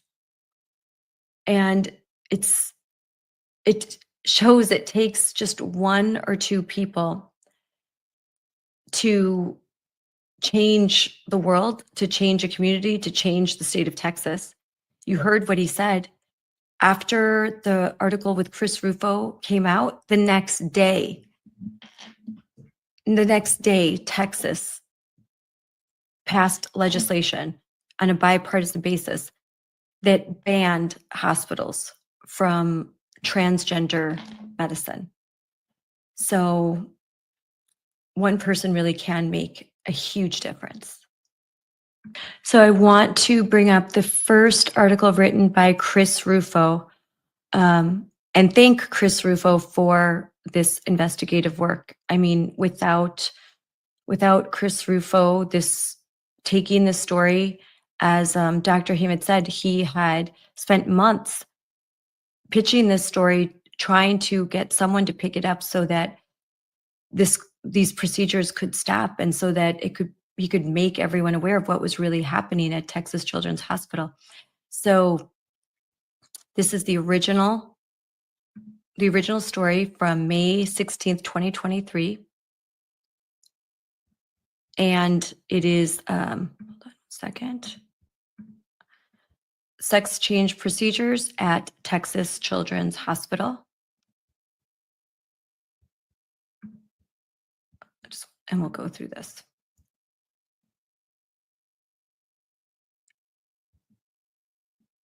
So it starts like last spring that they announced that they would cease performing the transgender medical procedures on children, just as Dr. Haim had said, citing potential legal and criminal liability here. And you can see here from the post, although we don't want to. So, the hospital's chief pediatrician, Catherine Gordon, an advocate for gender-affirming therapy, abruptly resigned. So this transgender care expert quit as Texas Children's Hospital chief pediatrician once this was announced. But there are whistleblower documents, and the first we know that Dr. Haim was trying to remain anonymous, that show that the largest children's hospital in the United States secretly continued to perform these transgender medical interventions, including implantable puberty blockers on minor children. Like Dr. Haim said, the day after Children's Texas Hospital announced that they were no longer going to provide gender-affirming care to minors, the day after, they implanted puberty blockers in an 11-year-old girl. An 11-year-old girl that had a file indicating that there was family abuse, according to those who saw it. TCH, Texas Children's Hospital, openly promoted gender-affirming care to physicians, and they, even despite this announcement, they had a presentation titled, and here we have it here. I'm going to share this tab instead. Medical and Psychological Care of Gender Diverse Youth. And you can see Baylor College of Medicine, Texas Children's Hospital. The speakers are Dr. Catherine Gallagher from the Psychology Division and Dr. Richard Ogden from Endocrinology. And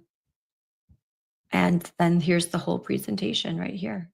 And just like you said, grand rounds, 113-23.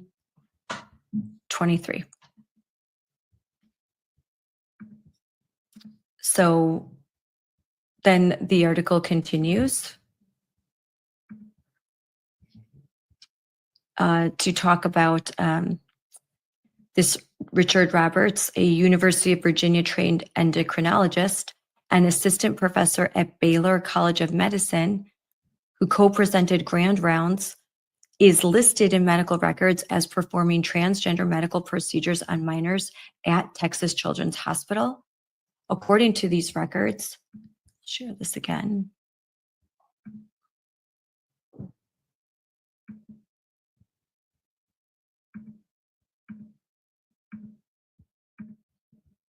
According to these records,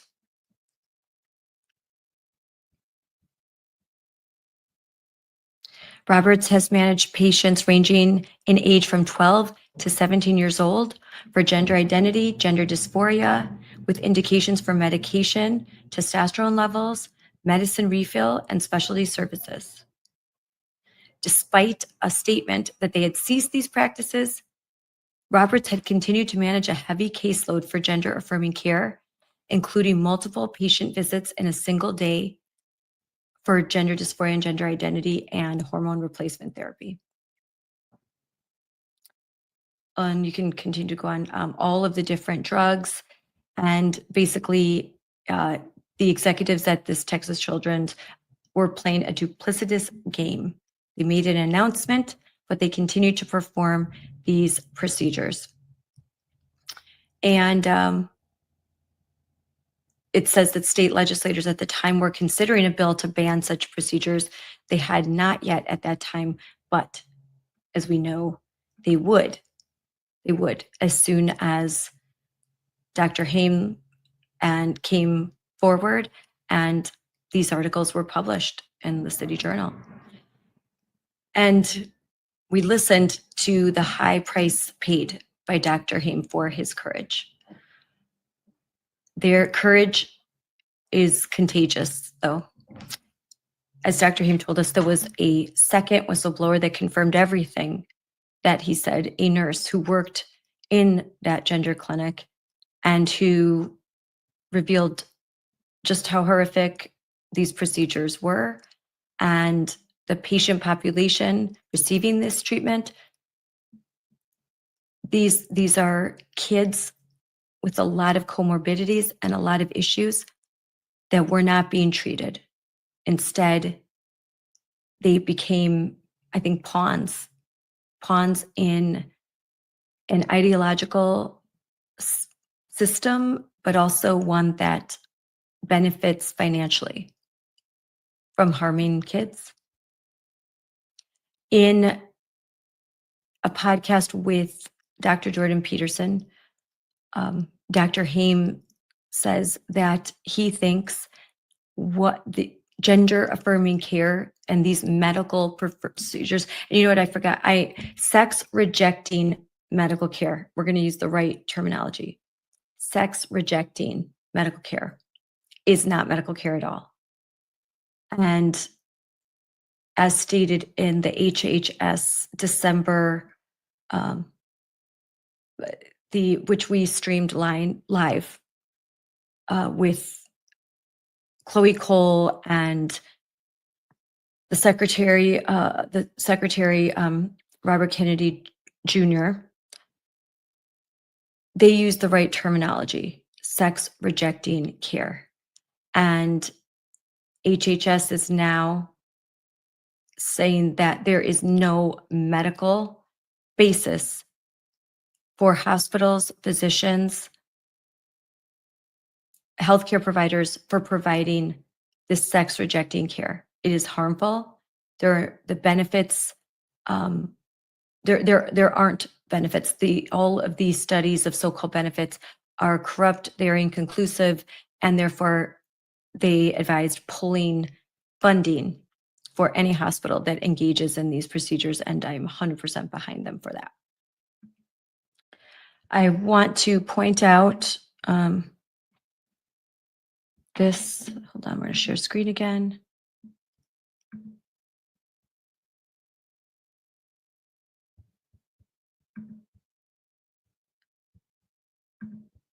Bring this on. Here, we'll make that bigger. Let's do it this way.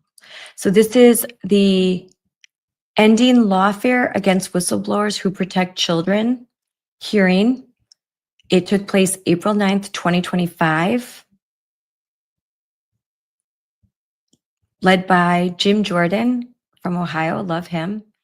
And so when I was asking what's being done, We could see Dr. Haim spoke as a whistleblower, and as did Vanessa, I'm not going to say the name right, Vanessa Cividaj, a former nurse who is also a whistleblower. So let's find recording of their opening statements. Here we have the testimony before the House Judiciary Committee of Dr. Haim. So let's watch. You'll be our first witness, and you may begin. Thank you all for taking the time to listen to our testimony.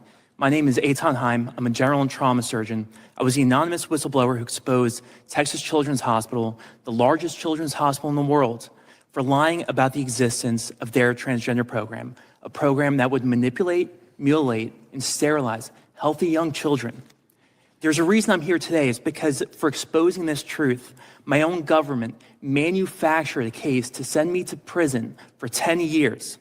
The story starts in February 2022, when the Texas Attorney General issued an opinion that transgender interventions could constitute child abuse.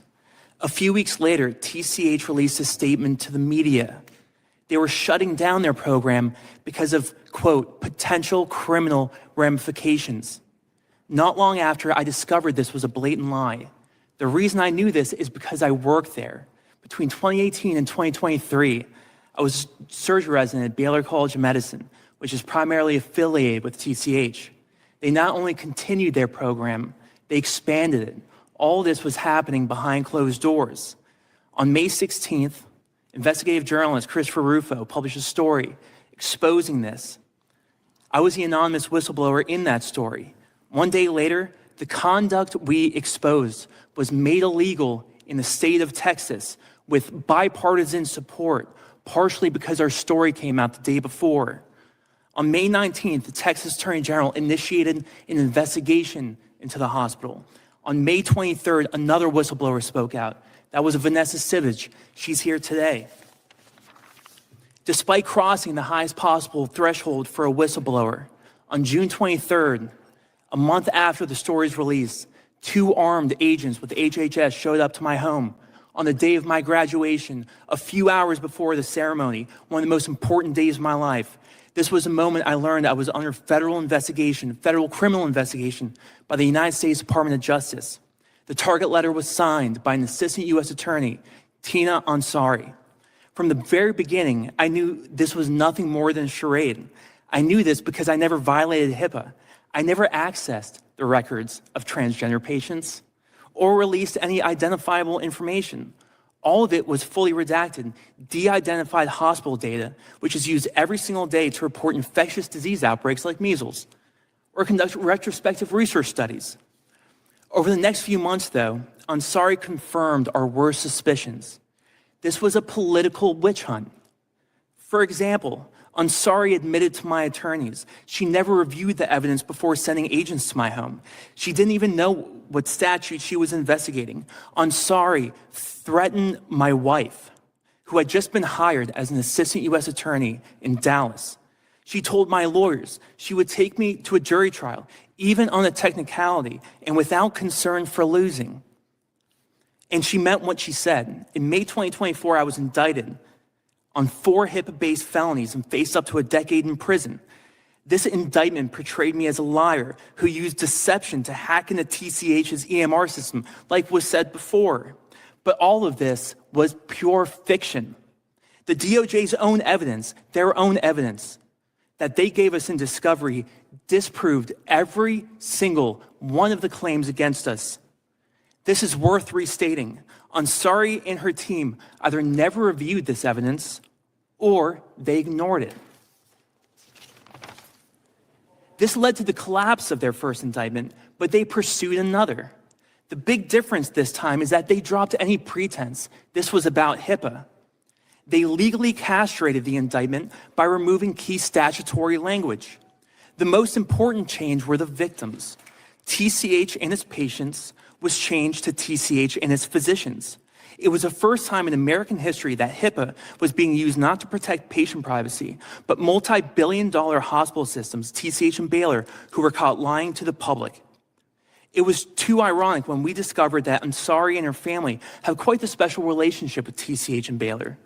The best way to put it is this: you couldn't throw a tennis ball at Tina Ansari's Thanksgiving dinner without hitting a major fundraiser for TCH or Baylor, or a former board member for TCH and Baylor, or a CEO who's contracted with hospitals in the Baylor TCH Academic Consortium. Ansari ended up withdrawing from the case shortly after we made this public. The case was eventually dismissed with prejudice after the Biden-appointed U.S. attorney left his office. He was running the case solely with Tina Ansari, bypassing the entire chain of command in the Southern District. But this can't be the end of it. There has to be accountability when the unlimited resources of the federal government are used to destroy the lives of ordinary American citizens. Thank you, Dr. Haim, for your testimony. Mr. Lytle, I apologize. Please proceed. So we heard Dr. Haim talk more in depth about his experience, but that's his testimony. And next, let's listen to the second whistleblower's testimony. And here is Ms. the testimony. Sivage, the time is yours. Good afternoon, Chairman Roy, Chairman Jordan, Ranking Member Scanlon, and members of the subcommittee. My name is Vanessa Sivage. I'm a pediatric nurse with 10 years of experience caring for the health and well-being of children. I would like to thank the committee for inviting me to testify today. My story is about shining a light on how children are being irreversibly harmed, the egregious overreach and weaponization of the federal government, and what it means to stand for truth no matter the cost. My employment at Texas Children's Hospital began in 2018. In 2021, I accepted a position within the hospital system in an outpatient multi-specialty clinic. I accepted this job not knowing that children confused about their biological sex were being prescribed cross-sex hormones and puberty blockers at my workplace. Over the next 3 years, disturbing trends and concerning practices emerged. I observed the harmful effects of sex change hormones and puberty blockers for children who were convinced this would be quote unquote life-saving treatment. I witnessed how doctors emotionally blackmailed parents by telling them that if they did not affirm their child's delusion, their child would harm themselves. In particular, I was saddened to see young girls suffering from profound mental health struggles like depression or anxiety, many of whom had also suffered sexual abuse or trauma, persuaded by doctors at TCH that hormones would resolve their gender confusion. History books will one day record this emotional blackmail as the greatest lie ever sold by the medical industrial complex to vulnerable parents and confused children. In May of 2023, I read an article about a whistleblower within the hospital who had come forward to expose the existence of their secret transgender program. To affirm this testimony, I became the second anonymous whistleblower in Christopher Rufo's subsequent article where I provided my experience as a nurse working in the endocrine clinic. 2 months later, on July 24th, 2023, my husband and I were hosting friends in our home for dinner when there was a knock on the front door. 2 agents from the Biden-Harris Justice Department flashed their badges, said they were from the FBI, and asked specifically to speak with me about issues at my work. I was stunned, and time seemed to stand still. These agents informed me that they had come to my home because they knew what I believed. What did I believe? In 2022, I had written an op-ed for the Washington Stand at the Family Research Council, in which I was publicly critical of so-called gender-affirming care, and I condemned the medical profession for abandoning biological realities and putting profits over patients. These 2 FBI agents apprised me that they were seeking to uncover the identity of the first whistleblower. Instead of referring to him as such, they used the term leaker, who in their words had violated HIPAA. And I knew this was a lie because I had read the article and its contents in which all personally identifiable patient information had been carefully redacted. We now know that this whistleblower was Dr. Eithan Haim, but at the time I had no knowledge of who he was.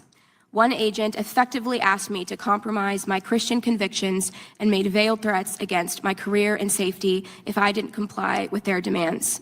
He said that someone at my work had given him my name and they could make life difficult for me if I did not collaborate with their efforts. Their visit was designed to intimidate me into believing that I had no other choice but to cooperate with their witch hunt. Our doorbell camera captured part of this exchange, now viewed over 6 million times, in which the overreach of the government was on full display. I was disgusted how the FBI was mobilized against me because I had a politically incorrect belief. My faith in Jesus Christ informs my belief that men and women are made in the image of God and therefore unique in their biology, anatomy, and function. These distinct identities and roles cannot ever be socially redefined or medically reassigned.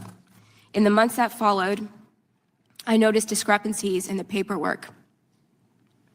My job consisted of refilling medications and obtaining insurance approval for those medications. I discovered how Medicaid was being billed for transgender interventions in direct violation of Texas law.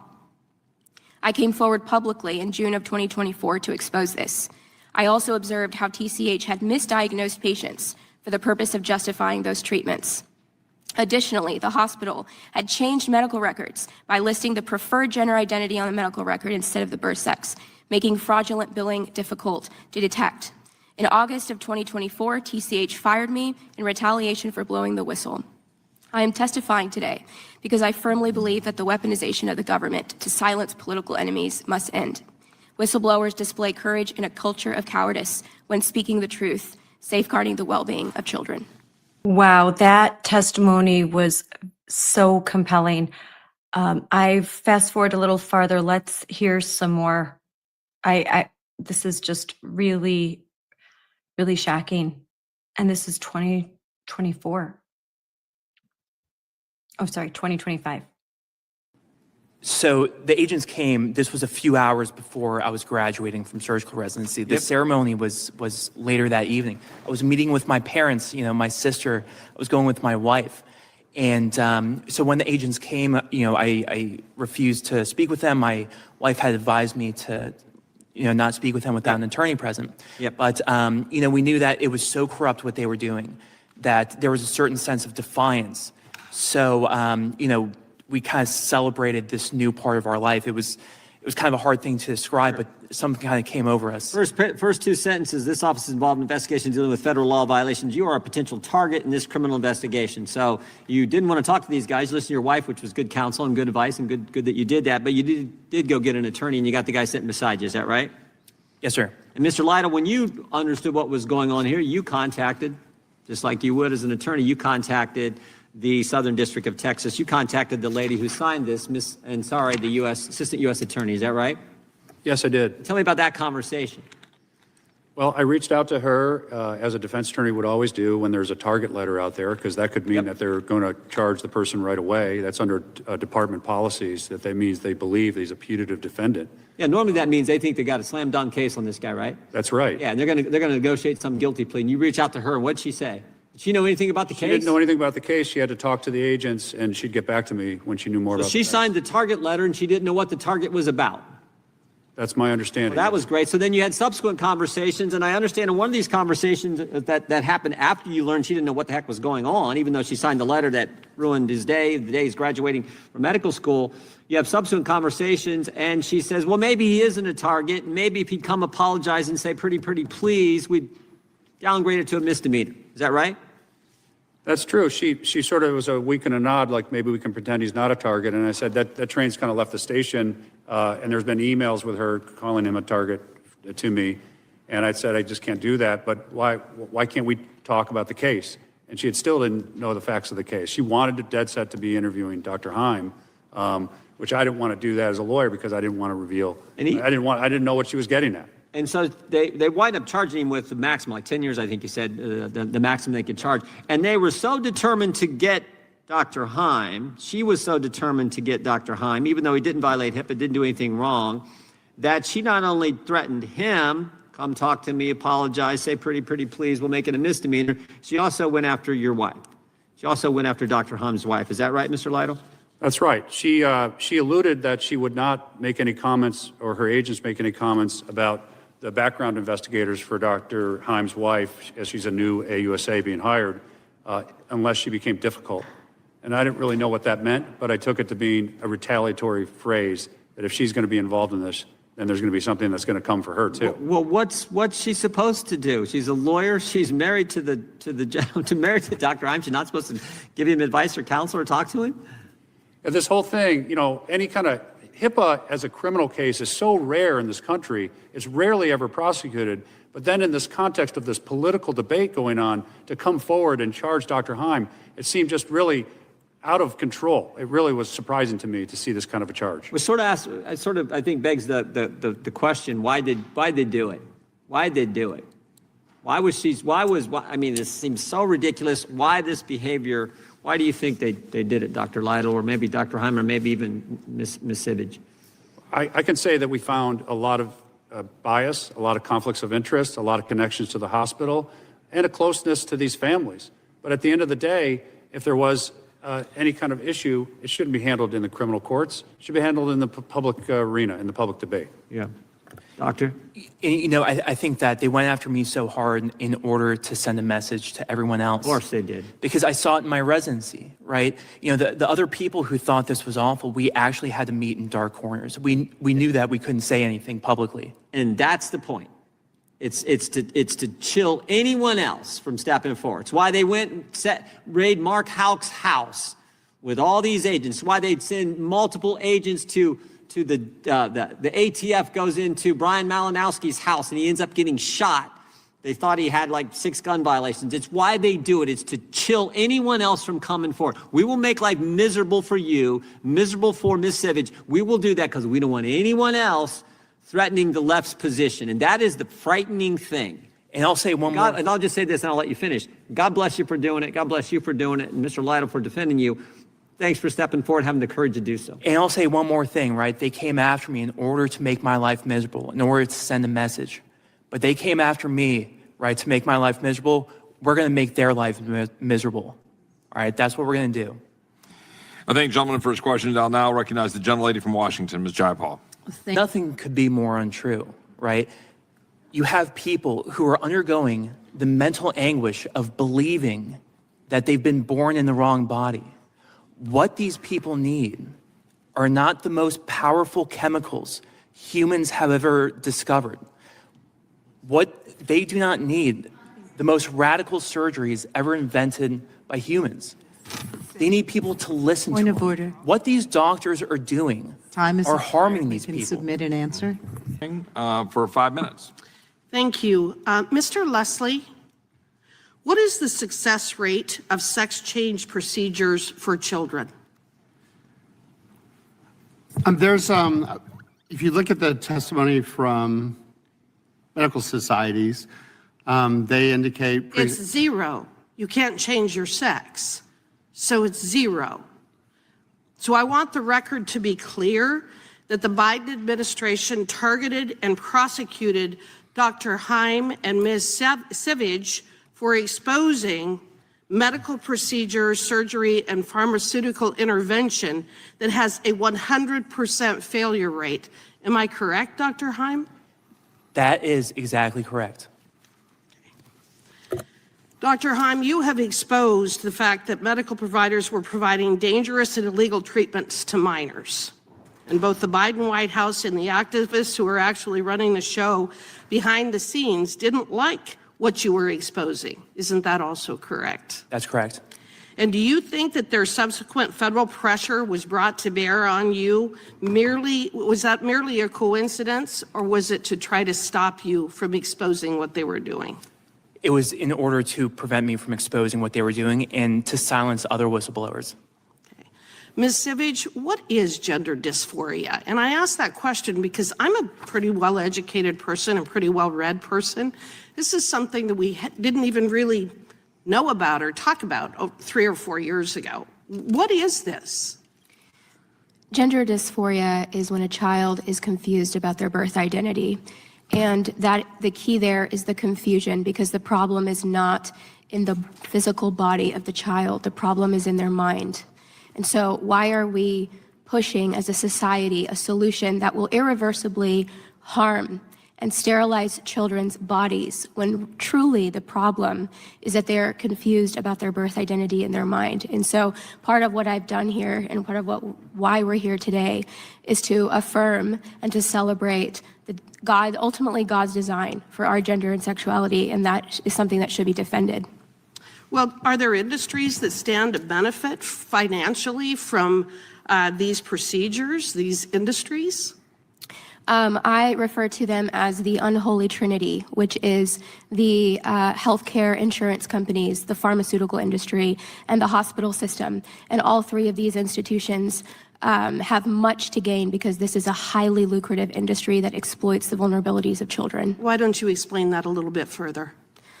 Well, in my case, I came forward to expose Medicaid fraud, and I saw firsthand how Texas Children's Hospital was illegally utilizing Texas Medicaid to fund quote-unquote gender-affirming care, which is really gender-denying care. And the taxpayers were billed for this, and that is illegal in the state of Texas. And so this benefited the pharmaceutical industry because the child is put down a path of medicalization, making them a medical patient for life. So the pharmaceutical industry has a vested interest in making sure that a child is initiated down this irreversible path. Dr. Haim, sex change hormones and puberty blockers are presented to patients and their parents as life-saving treatment. What is the reality and effects these treatments actually have on children? The reality is that what they're telling them is the opposite of the truth. These hormones, the blockers, the surgeries will put them down a path that they can never come back from. You know, they always say that it's reversible. But once you start changing your physiology from the inside out, right, because that's what these hormones do, they change the cellular architecture of every single cell in your body in a way that you can't take back. And, you know, it takes a while for the physical changes to develop. But once they happen, there's no going back. Okay, and so again, you've got lifelong patients as a result of these interventions. Yeah, and you know, they were saying that, you know, suicide rates have gone up. You know, is it any wonder that the suicide rates have gone up, but also the society, you know, convincing people that they're born in the wrong body, that, you know, the way they were created was a mistake, that the name their parents gave them is their dead name? Of course the suicide rates are going up. And it's exactly because of what these people call, quote unquote, gender affirming care. But what it really is the destruction of the self. It's a pretty cruel industry as far as I can tell. I have a lot more questions